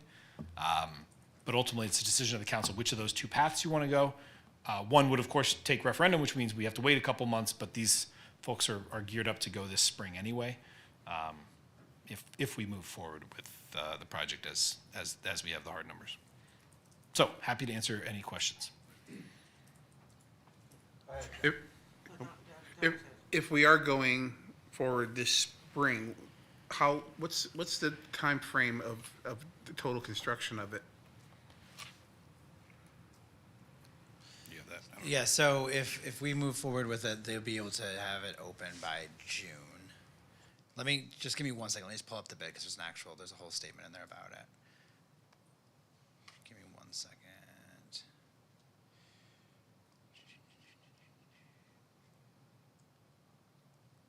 We propose to start work on the project in early 2026 and have it completed and ready to open by June 15th, 2026. So June 15th.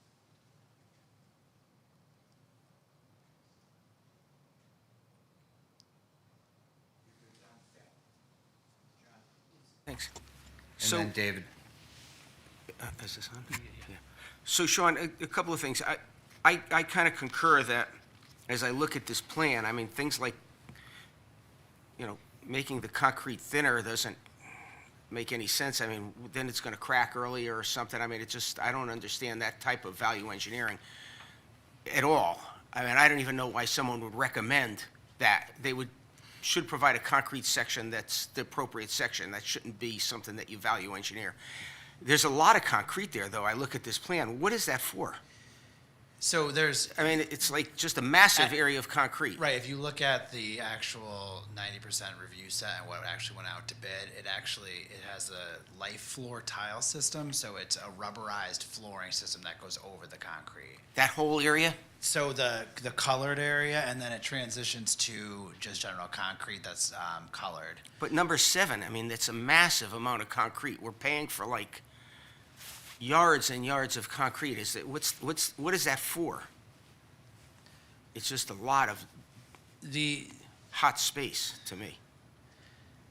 I mean, I don't want to critique the design, but and we're making a decision tonight on whether we go to referendum or not. And I'm worried about two things. I'm worried about what we're value engineering out, and I'm worried about the quality of the water. I don't know much about a recirculating system. When I first heard about it, I thought that was a better option because it seems like it's a more environmentally sensitive option. Seems like we use a lot of water. If we can't discharge it into our, overland and it goes into our sewer system, that's counterproductive to everything that we're dealing with right now. But I mean, I wouldn't want to approve something and find that we have a water quality issue or bacteria issue or something that, that Don mentioned, I've read about in other places. I'm just nervous about it. I'm not sure there's anything wrong here, and I'm sure if the consultant was here, they could probably answer these questions. I feel a little uncomfortable trying to, decide on those two items and at least as one council person. I'd love to move this forward because I think people have been waiting for it. I think it's going to be really cool. But, and maybe when they're value engineering, maybe they're reducing the amount of concrete there, Andrew, in that plan. There may be more grass or something like that. Yeah, I'm So looking as at the email says, I mean, this is an email from Thursday, so this is all very, recent. And they've been going back and forth with the contractor. The three areas, and these are all estimates, right? Hopefully, roughly $40,000 in savings, revising the life floor tile system to a simpler pattern that's easier to install. 30 to 40,000 changes in the concrete surfaces. And they acknowledge it's unclear exactly what those will be because they're going back and forth. But they suspect he'll suggest reducing the thickness of the concrete and possibly reducing the square footage of the overall pad. And then the last item, consider swapping out splash pad features for simpler and less costly options. And I would not be in favor of that. If we're going to do this, let's do it right That's and not kind of our have. feeling, too. Yeah, and So John, those are just comments, my opinions. I don't know what other council members feel. I'm just a little nervous about it. I don't know if I have an opinion, but I'm just expressing concern, that's all. Well, right now, when you go out the garage doors that are on the west side of the pool building, there's asphalt that's there, and so this anticipates that asphalt, which is 20 years old at this point. It's in various levels of repair, and it's not a flat surface that goes into the splash pad area. So all that asphalt comes out. This all gets poured as a concrete pad with the rubberized area for the splash pad. So when you walk out the pool, it has to be set a certain amount of feet away from the pool because of the snow shed when it comes off the roof, so it doesn't fall onto the surface, and so there's all of that. But why they're not just, I guess you could value engineer and leave that asphalt there and then cut it and then build the splash pad out. I just don't know how all that grading and site work would tie in for drainage. I'm not suggesting that. I just am raising questions and concerns from, as I think about this, I'm having a hard time feeling comfortable that we're moving forward in the right direction. That's all. Yeah, so as Andrew said, just to echo that, there is, I know the drawing shows it as all concrete there right against the pool, but as there is that asphalt is necessary because the amount of snow that comes off the size of the roof is at such a great rate that the maintainer has to go back and forth on that area on both sides to maintain the integrity of the bottom of the wall and clear throughout snowstorms. So it couldn't really be on a grass surface there that close to the. It's currently like 8 or 10 feet wide, probably. I can pull it.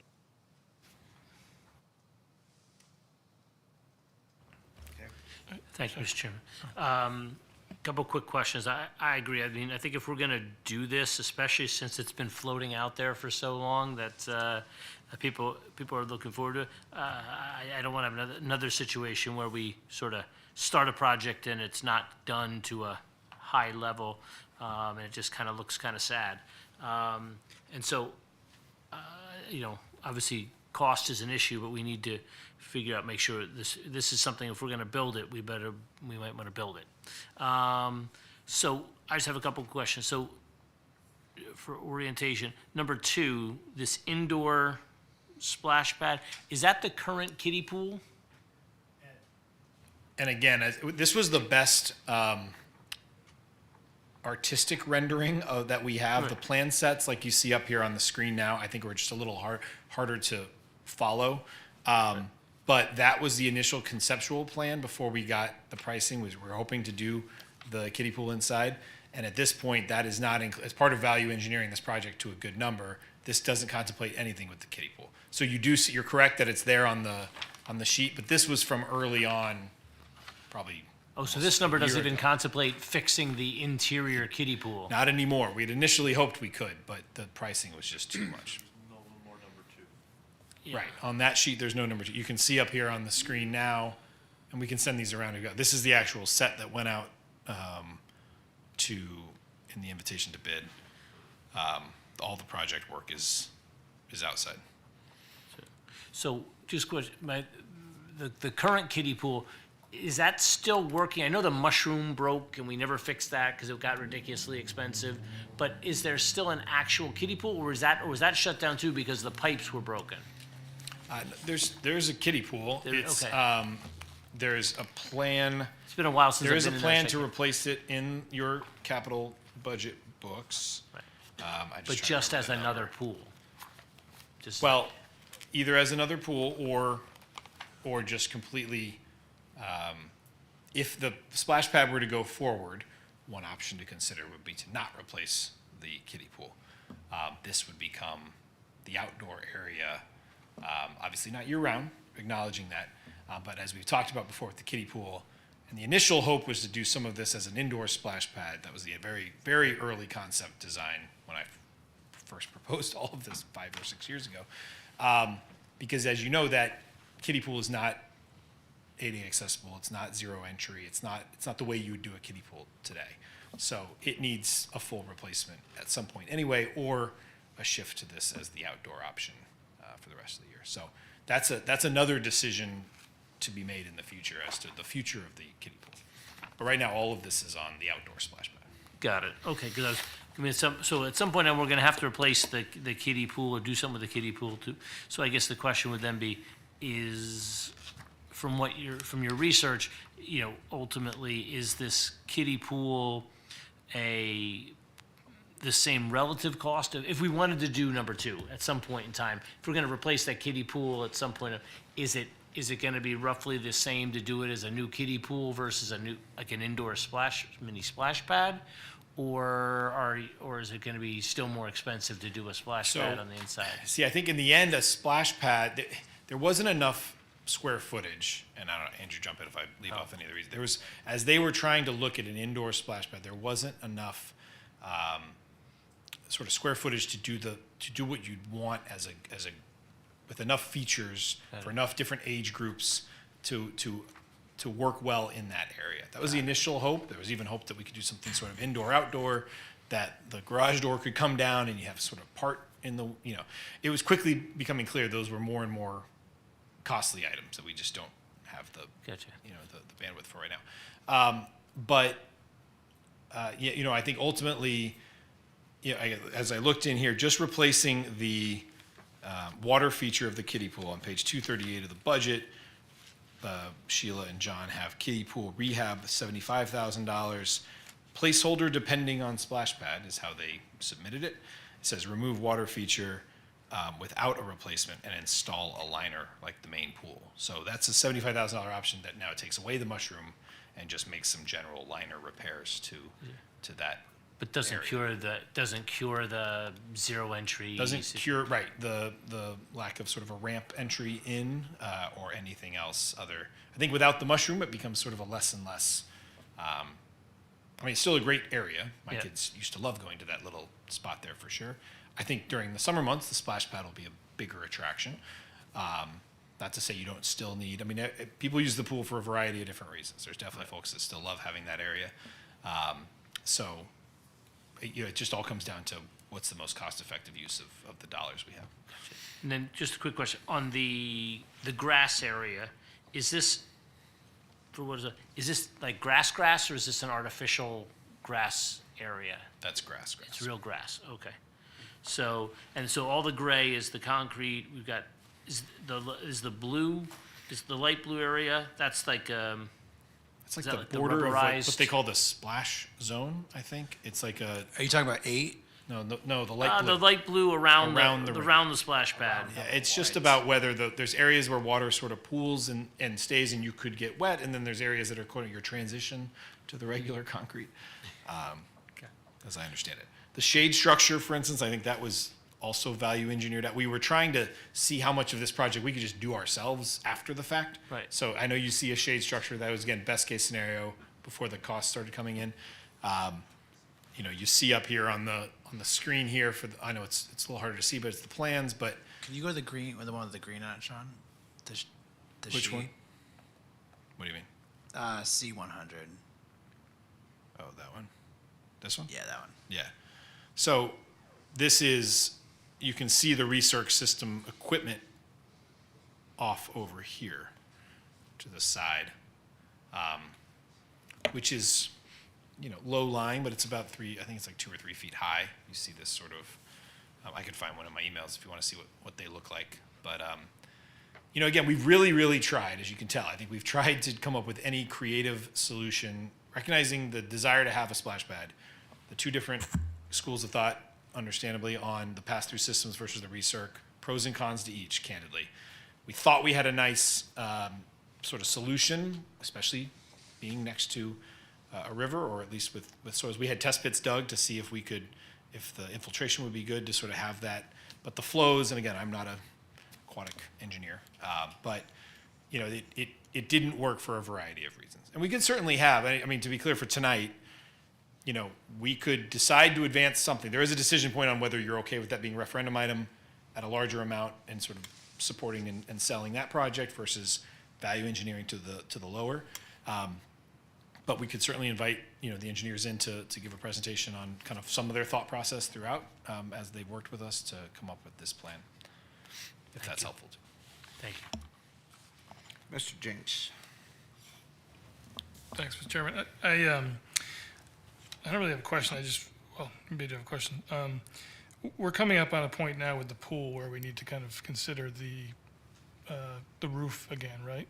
And kind of more or less whether or not we're going to kind of go forward with the pool at some point soon. Is that correct? What do you mean going forward with the pool?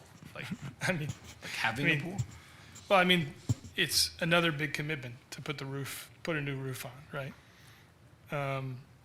So I'm just wondering about the timing of this now. I mean, obviously, this is something we've all been talking about for a while. It's something we want to deliver. We shouldn't feel like just because we've been talking about it for a while, we should go ahead and do it now, I guess is what I'm saying.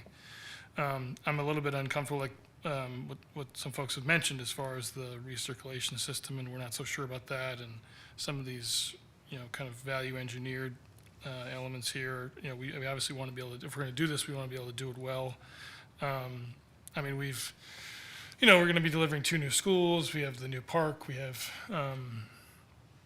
a lot of things that we've been completing and delivering. And I just wonder if, you know, I'm not so supportive of moving this forward this year, I guess is what I'm getting at. For all the reasons we've kind of have mentioned. Also with the mention tonight of the turf field, you know, that maybe should be a little bit more of a priority.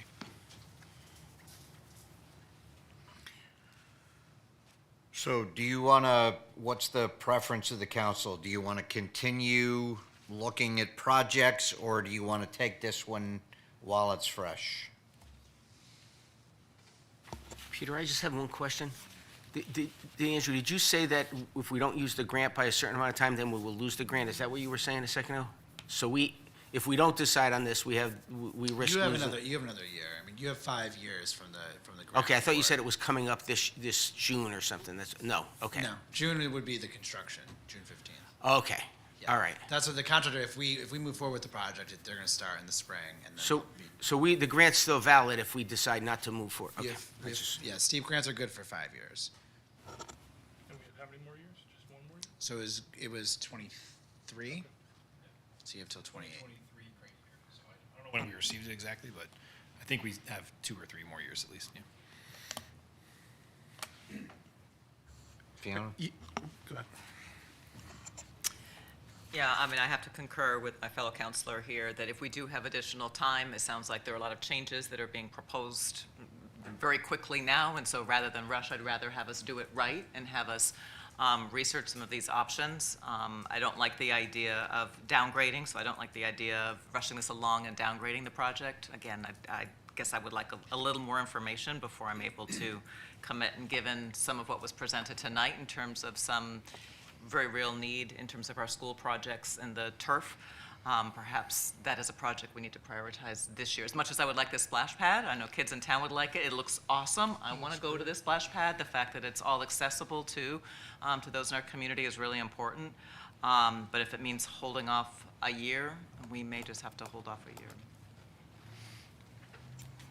Thank you. I have to agree with them as well. I think there's a lot more that we have to look into, especially with, the DPH coming out with some issues with splash pads around the state and recirculating the water. Even though you're filtering it and everything else, I just want to make sure it's going to be safe for everybody. I'd rather not rush it through right now until we know the best way that we're going to handle that water and how,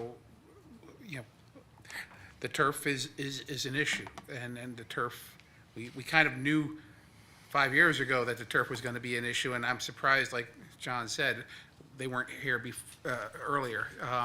So I would say, that might be something that I would probably rather support at this time than this. And, I know there's going to be a lot of upset people in this town, but they have to understand we're doing this to make sure that we don't want to put out a project that is not done the right way, that is safe for everybody. And I think by holding off for a little bit to making sure that we can do it, and we're also going to be risking that it's going to cost us more too. So that's the other issue that we're willing to risk right now. But I think as long as we don't have to use the grant, within the next year, I'd like to spend the next year trying to do a little more research on this project. So that's where I would be. I will concur with the last couple of comments that I will not support in any way, shape, or form value engineered reductions. That's how the pool started, and we're still trying to recover from that. So that I won't support. I would support, because we've got a couple more years on the STEEP grant, getting some more information and putting it off for the current year. Anything else? Then if you want to move on, Sean.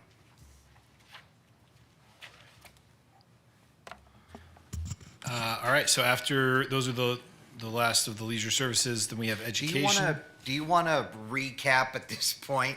Do you want to kind of go down the list? Because that one we took, but the other one, some of the other stuff does anyone have comments, concerns, yes or no's for any of the ones above, from leisure service on up to the top? Or are we good with what Sean presented? Go ahead, John.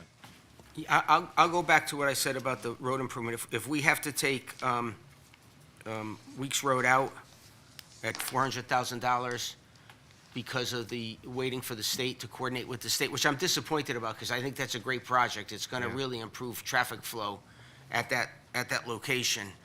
But I understand that if there's signal equipment that's going to be affected, then we don't want to do it wrong.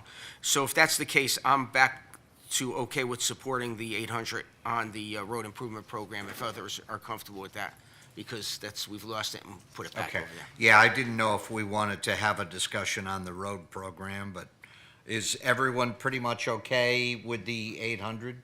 Yeah, I think we need to keep that Okay. a reasonable number. If we drop too low, we're gonna get that much further behind on the project. Anything else that anybody wants to discuss down the list, ending with where we just left off with leisure services? Okay.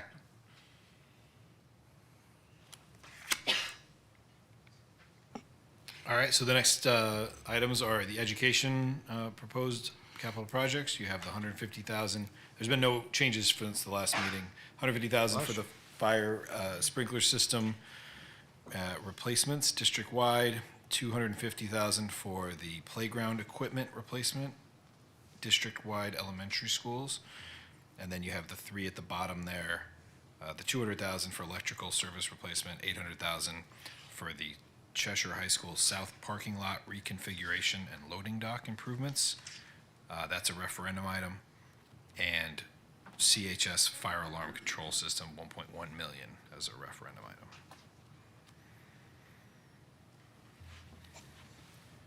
Mr. Walsh? I know we had discussed this before, but about splitting up the $800,000 into two separate projects, were you able to figure that out? Sorry, was that for the loading dock? Yeah, the loading dock and the paving. Yeah. I actually printed some things out and asked that question for our Director of Facilities, Rich, about that. And there isn't really a cost savings because essentially if we do part of the projects and just reconfigure the loading dock, the other part of the project is the emergency generator. And if we only do one part, we essentially have to make a pathway for the emergency generator, and that kind of negates the savings. So it's Yeah, not we're not a looking for multi- savings necessarily, Or, but a multi- referendum question. Yeah, to do it in two phases. Right, Like, I mean, I don't know how much the loading dock is versus the paving. let me look. I think I have that on my phone. Yes, that's So right. it's the higher part, yeah. Yeah.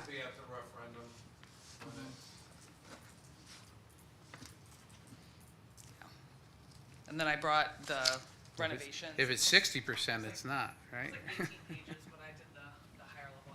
I'm Oh. happy to share just if you wanted to see what that Scope is? scope is, yes. So I left off some of the 10 pages of specs, but I am happy to provide that as well. I just did the overall renderings.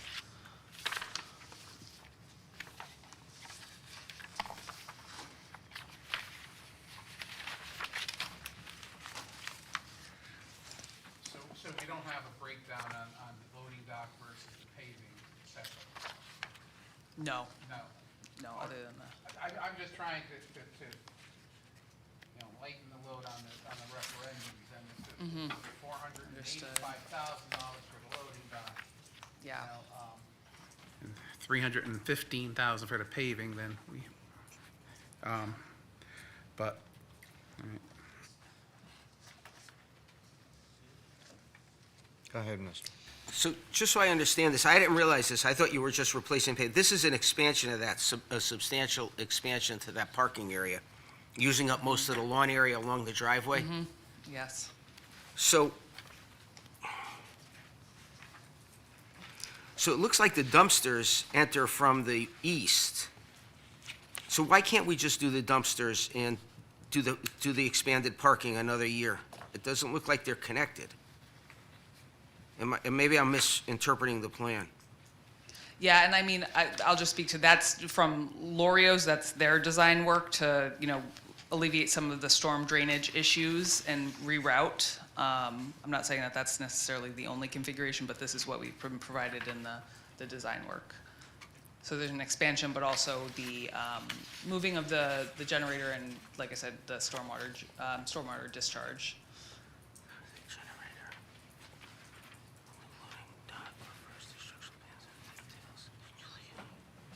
Trying to figure this out.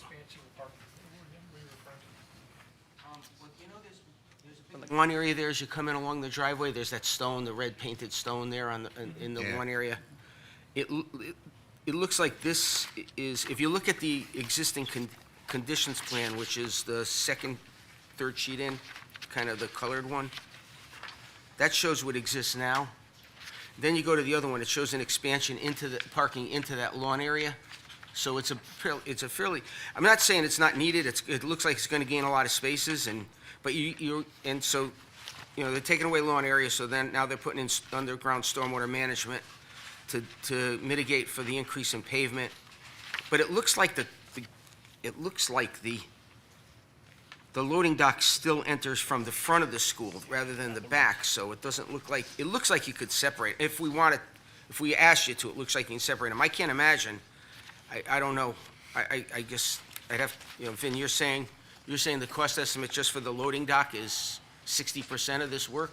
Yes, and that's a rough order of magnitude, because it's not just loading dock, you're expanding the size, you're eliminating that piece of roadway. So that would create a logistical problem if you just did the loading dock. Then we wouldn't have egress out of that parking area.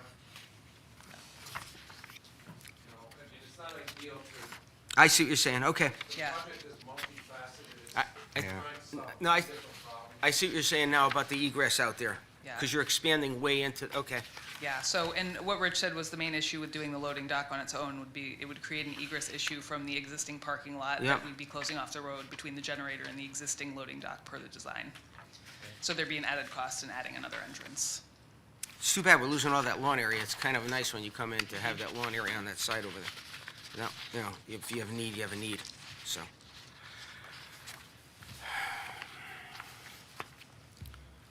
Anyone else?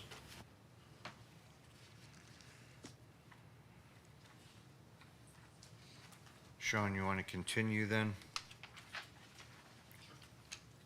All right, so that's it for education? I'm sorry. Wait one I'm sorry. second. I thought you were on this stuff. Just a quick question. On the fire alarm control, it's, on here, you have it as bolded. So is that,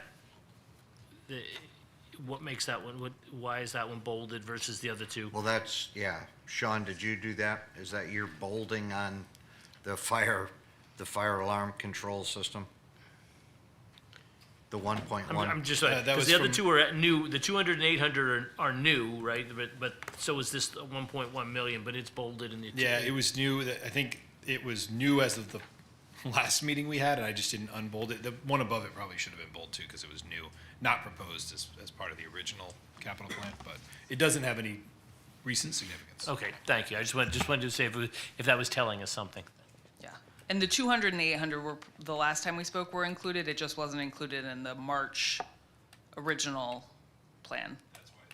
Yeah. So we had asked for, I think, this 2.5. Last time we had reduced it from 5.04 million, so this is the 2.5 that we talked about last time. Peter, if I can add one more thing? Sure. I don't know the urgency of the loading dock in this driveway replacement project, but I, for one, unless there's an absolute critical need that it can't wait one more year, I, for one, would prefer to eliminate that from consideration and replace it with the turf field replacement, so that they're break even, because to me, that's a much more critical project, but I don't know if operations will be severely impacted if we don't do this year, but I would like to not spend the additional 800,000, but still do the turf field, and those happen to be almost equal in cost. Do you want to, Yeah, I mean, I would say that the loading dock is in a state of disrepair, and it is critical to the functioning of our school. We use it to deliver meals. We're pushing out a lot of meals there.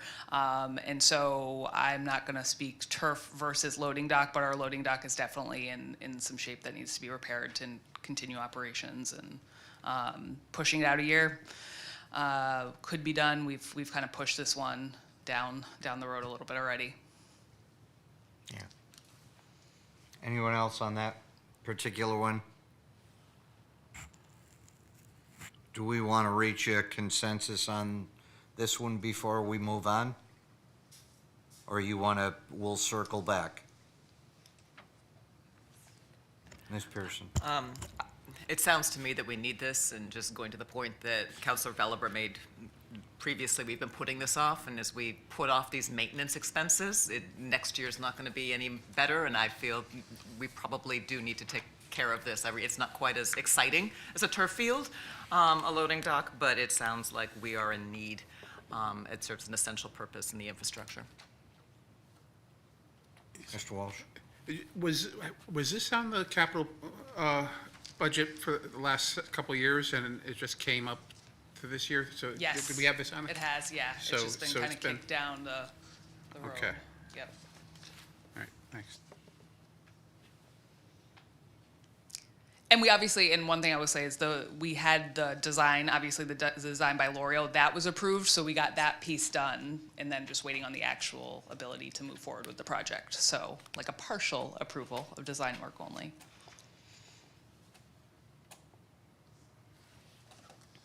So I know we've got one that would put it off.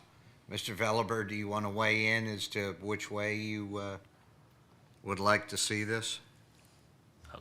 I mean, I think, I agree with John that, it would be nice, but I also am concerned that, as we push these things off, we're gonna get into year two, and suddenly year two is gonna look really big and really, really big, and then we're gonna have to be worrying about what things from year one that got pushed to year two are gonna get pushed to year three.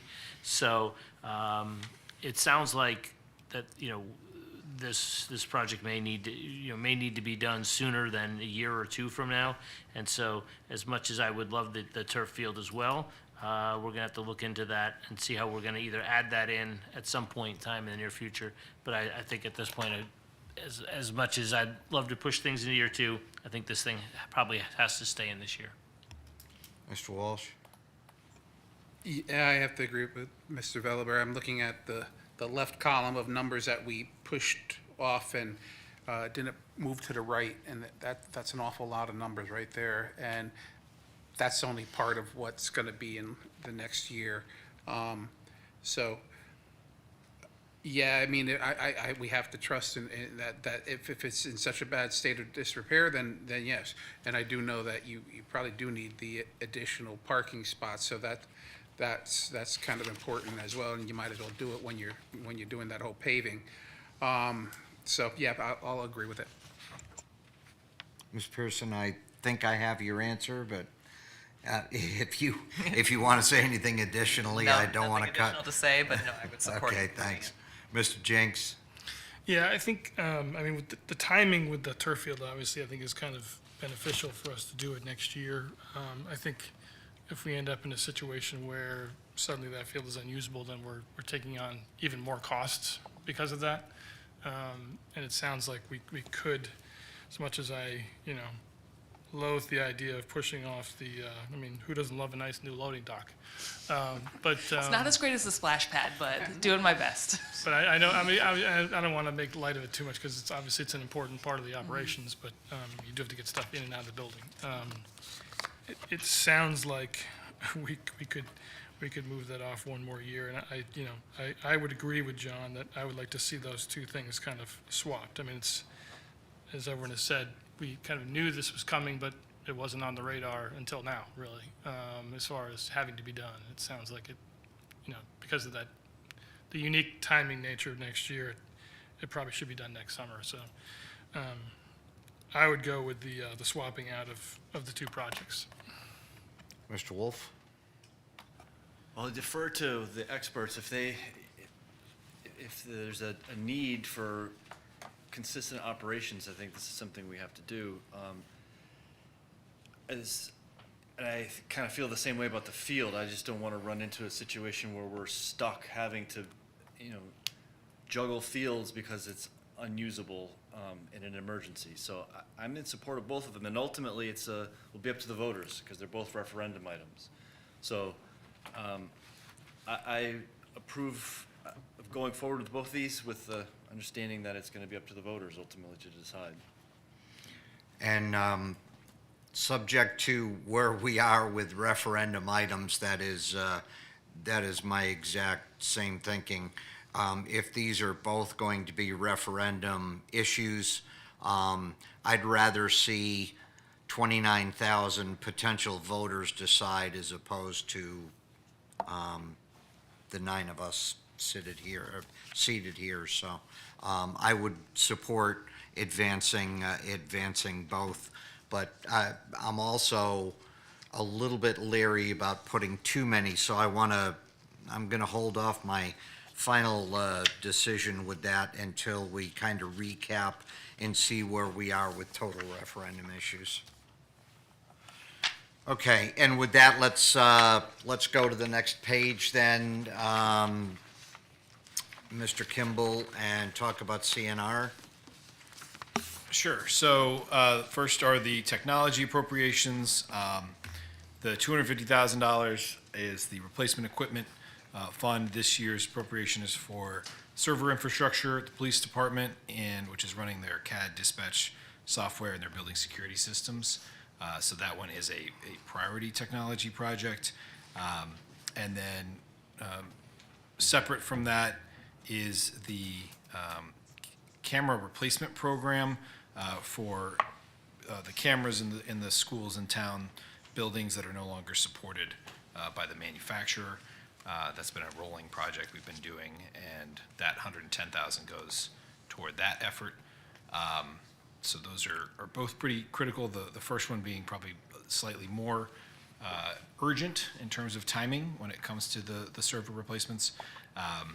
If we absolutely had to hold off, the camera project could be, but again, that's always been a priority project as we've been replacing those end-of-life cameras. So we would look for your support for both of those. We've talked about the vehicle equipment replacement fund projects before, the purchases, the fleet purchases, and then the capital planning account, building assessment design, 100,000. So none of those numbers have changed from what was presented at the beginning of the budget process.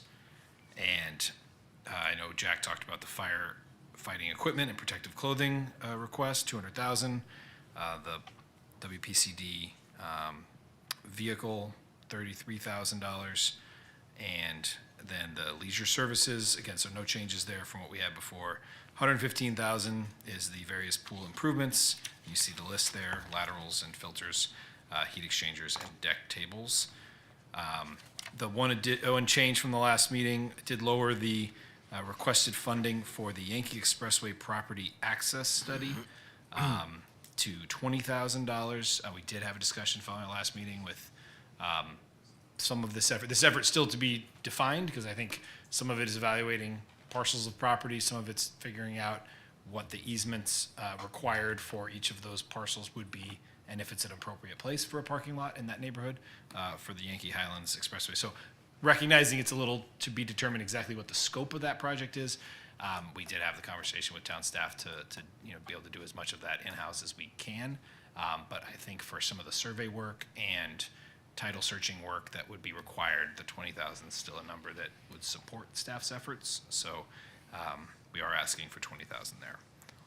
And then last, as I think I emailed the council about, to clarify the last discussion, the $120,000 was the correct number originally as presented back in March.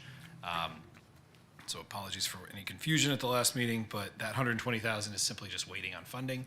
So as soon as you have voted for it, they can start that project this fall. So they've just been waiting for the money. And that is the CNR projects. So can you, Sean, can you just explain the request for projects to spend totals 1.15, which would put us in a negative situation based on the balances and all that? Yes. Yeah, so Jim can address that a little bit, but he had initially indicated those as CNR projects in my proposed capital budget, which included an assumption that you'd fund $1 million worth of CNR. And in the end, the council did not fund $1 million. We funded $500,000. So that's where they're listed and proposed, but clearly we're going to need to move some of these projects into bonding because there's not enough CNR funding to pay for them with cash. So we will have to move some of these into a bonded project, but we wanted to keep them where they were proposed, so they're in the same, so they would line up with what you had in the proposed budget. Okay. So yeah, we would not end up being able to go negative. You can see about $175,000 if that's where we end up. Yeah. We would need to move at least that amount into bonding because we have just the $500,000 appropriation there in the middle. What happens with the, at the very bottom, you have the closeouts from 2022 and 23. What happens with the 110,000? Sorry. Jim, do you want to take some of this? Do you want to go to a microphone? Yeah, go for it. I mean, it'll support that prior year unappropriated balance, Yeah. but he can help. Yeah, so you're talking about the closeouts of 180,000? Yeah, so that was going to offset the, my original negative balance, the 175,668. But I'm going to have to, as Sean said, the reduction in the funding the original CNR appropriation, I was anticipating $1 million back when the town manager recommended budget went out. So I've got to come up with $500,000 of projects that will shift into bonded projects. You know, I'll probably take the firefighting equipment and possibly technology reserve, but whatever it is, I'm going to have to come up with that 500. Okay. Questions on CNR?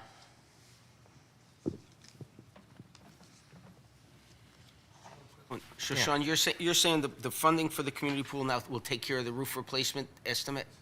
So we can go forward with that? That's what I'm told. Yeah. Okay. And we're going to change the name of it. You see how it still says pool boiler? Remember Yeah. we did couple them last year? Yeah. I think that's a little confusing because pool boiler project is funded. Yes. So I did ask that bond council, when you see the final resolutions, if we vote on this next Tuesday, it's just going to say roof replacement, but it is that same project. And yes, I was told that it's at, I think the project's between $80,000 and $90,000 that they have the estimate for. So there's a contingency bringing it to 120. Hopefully won't need it, but they don't want to come back either for more funding. So then, you're good, Mr. Milone, I'm sorry. Then going back to page 1, referendum projects would be the fire truck, the road program,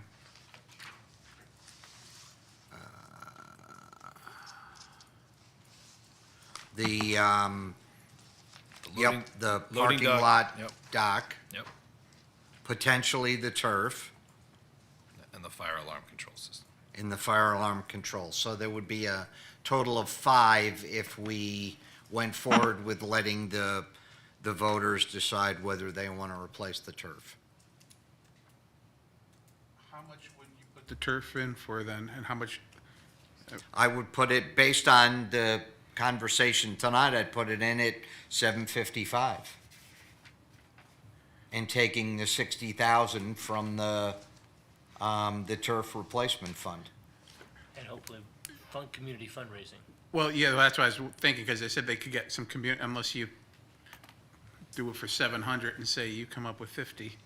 Yeah, I mean, The I- only problem is, Peter, if you look at their quote, there's a lot of limitations. If they run into any issues with the base or anything like that, and there's always issues. I mean, it's hard to assume that a construction project goes Yeah. perfectly. So, I mean, assuming this is the right number, and I would have liked an opportunity to kind of ask around to see what it is, although they're both competent firms, Radis is competent. But I would rather have a contingency on it if we're going to put it in there and not. So personally, I would at least add 5% contingency, because it's maybe limited, but something will happen. Which is 40,000. On the 815? Yeah. Yeah, and then you're subtracting out the money that we have. Yeah, so what if, Mr. Jascott, if we put it in as 800,000, with the understanding that some of that is contingency, and we use the funds from the turf replacement fund, that just offsets what is the final cost? Is that accurate? Right. Okay. All right. So what'd you pick as a number? 800? 800. That gives us the contingency. It's, you know, it's pretty close to the 814, which is the highest number presented for the highest level of field. And, you know, and then we go from there. That gives us, like John said, the contingency to work with. All right, so what is council's preference at this point? Do you want to do kind of a straw on that, or, you know, giving Sean the go-ahead to, Sean and Jim the go-ahead to put this together, when we will finalize a formal vote?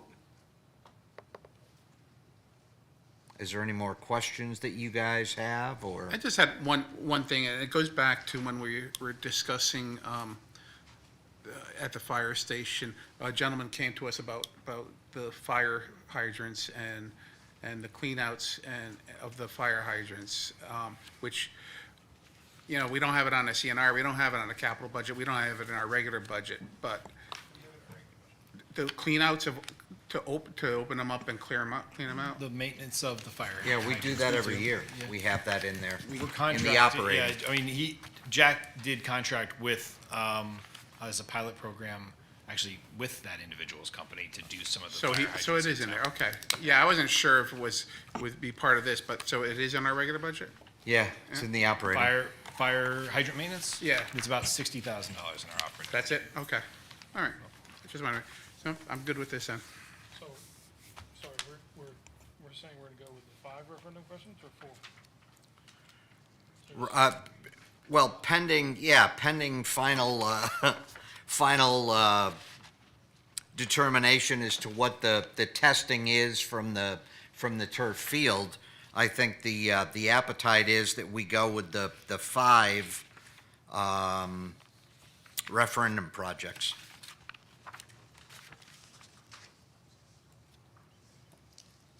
Which, to recap, was from page 1, third item down, the fire truck at 1.1, the road repaving at 800, the parking lot, the last 2 items, the parking lot loading dock, and then the CHS fire control system, and then the turf at 800.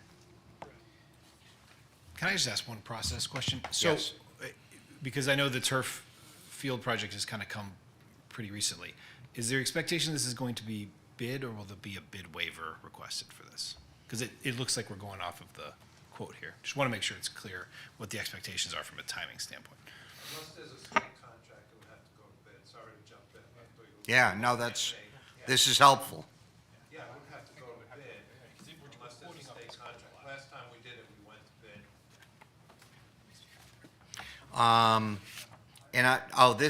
This is the Shaw, which he talked about. So yes, we should. I'm sorry. Thank you for doing that. How quickly can we send this out then? Because now, that's the first question is, for my wrap-up, is what are kind of our deadlines on adoption and referendum questions? So referendum questions need to be sent at a minimum 60 days before the referendum is held. We're anticipating the referendum to be held on Election Day of November. So which is, I think, the 4th. So we have to have referendum questions sent and filed by the 3rd of September, which is why we were anticipating those would be finalized really no later than our August 26th meeting, in part due to availability, and kind of you have the Labor Day holiday in the way there a little bit. So working backwards from September 2nd, September 3rd, you really only have the week of August 26th. So other than that, the charter says all other capital projects just need to be approved by November 15th.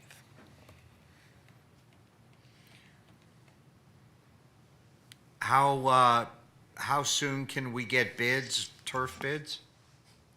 Oh, we wouldn't do that before. I mean, assuming this gets approved is when we would go to bid.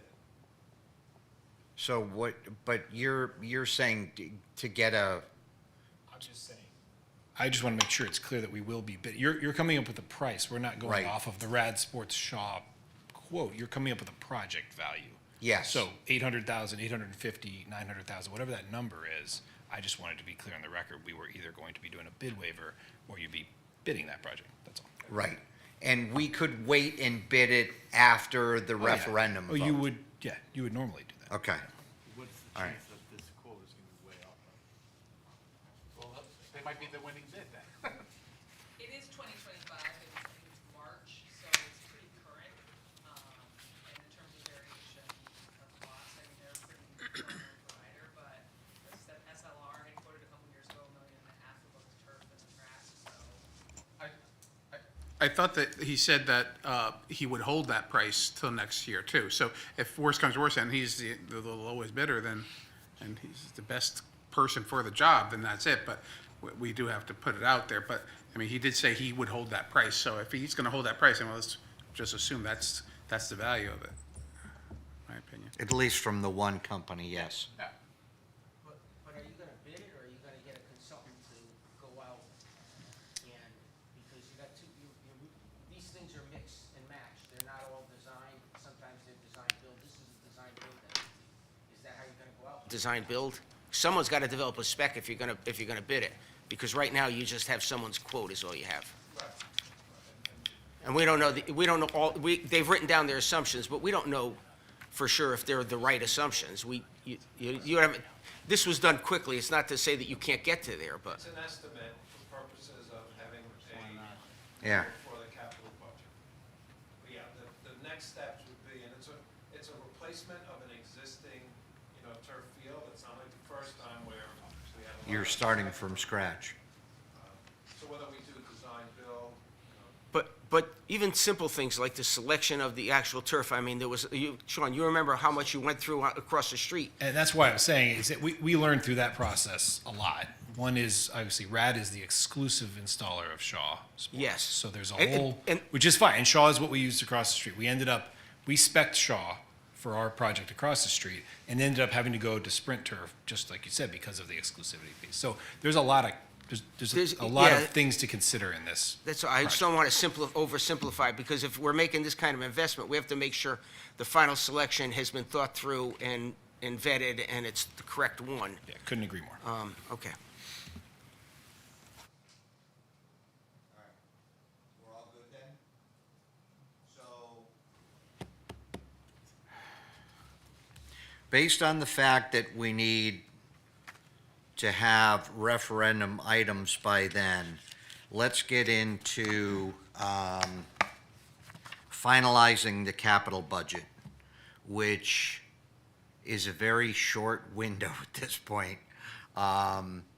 We're looking at, and let me pull up a calendar so I know what I'm talking about here.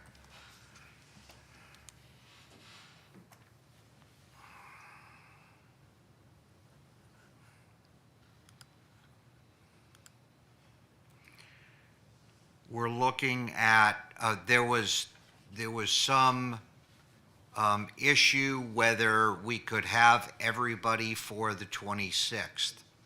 And I know that our clerk has done an incredibly difficult job of herding the cats.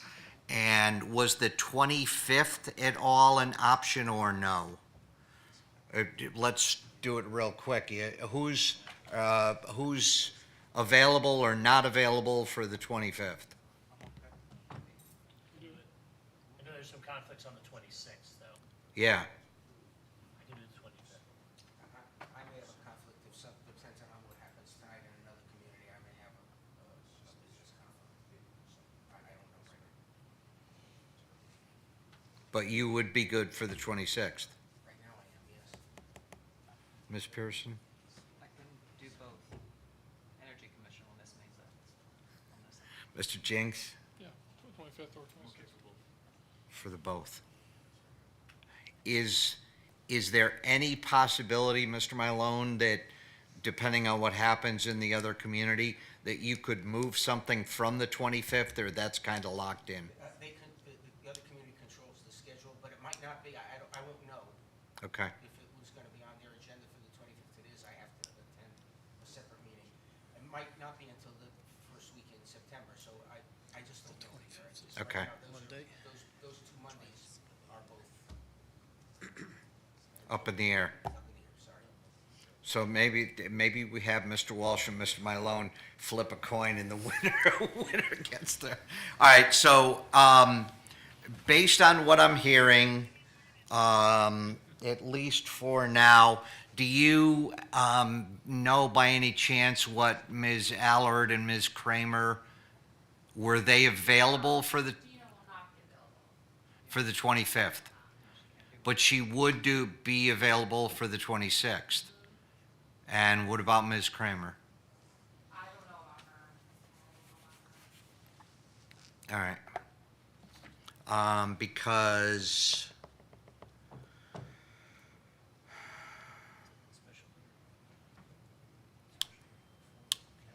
are there any other dates? I know, Sean, you're not good for Thursday, the 28th, is that correct? Of that week? Or is it this week, Thursday?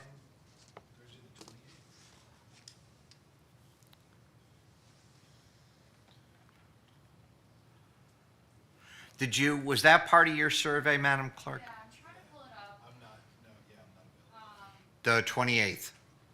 All right, what about 27? I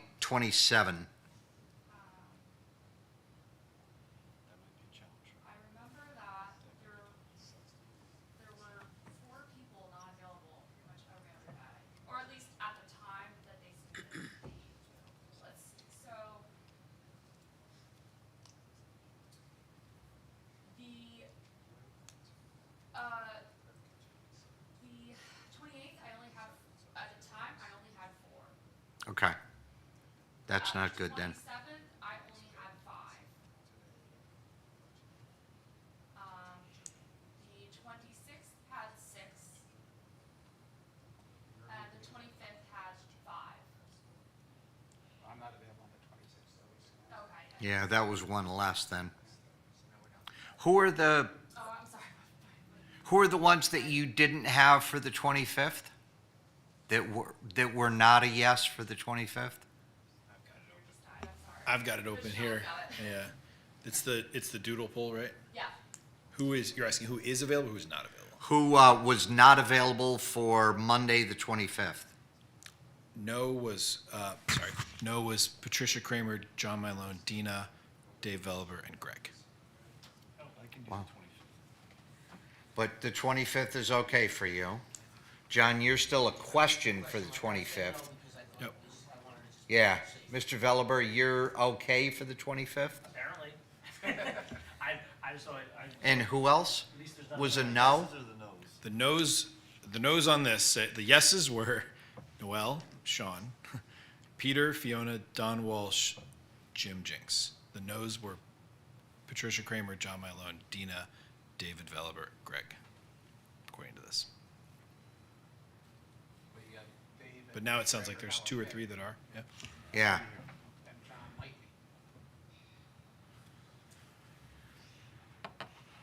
be. Not easy.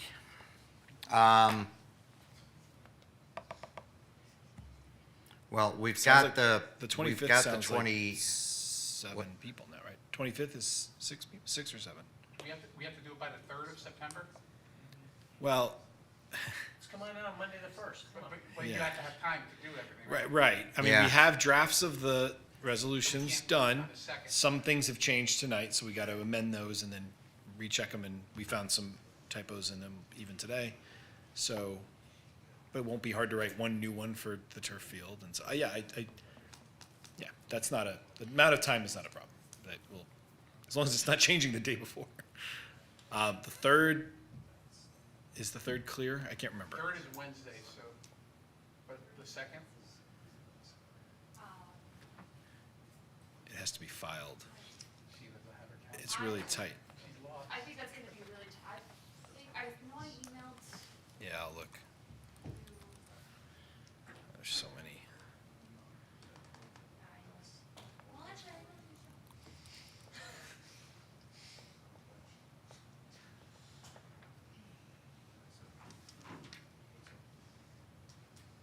Yeah, I don't have.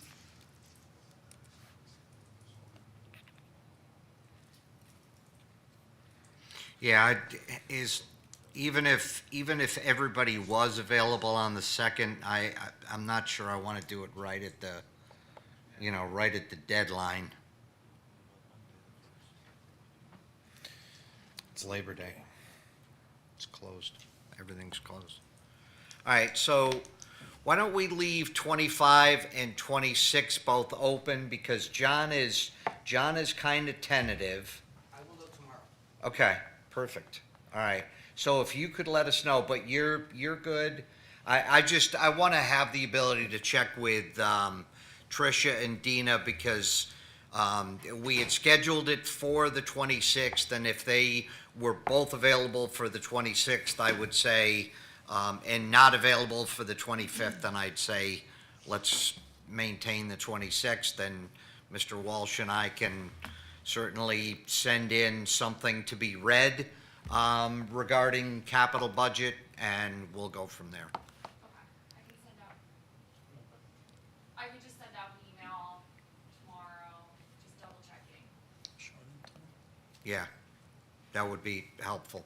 Go ahead, Mr. So Vella. my question is, so then, because there was a special meeting before that on the 26th. And that would stay. That will go to wherever this Okay, adoption that'll meeting follow- goes. that'll So follow. if the adoption goes to Exactly. 25, I can't guarantee that Jeff's available. Yeah.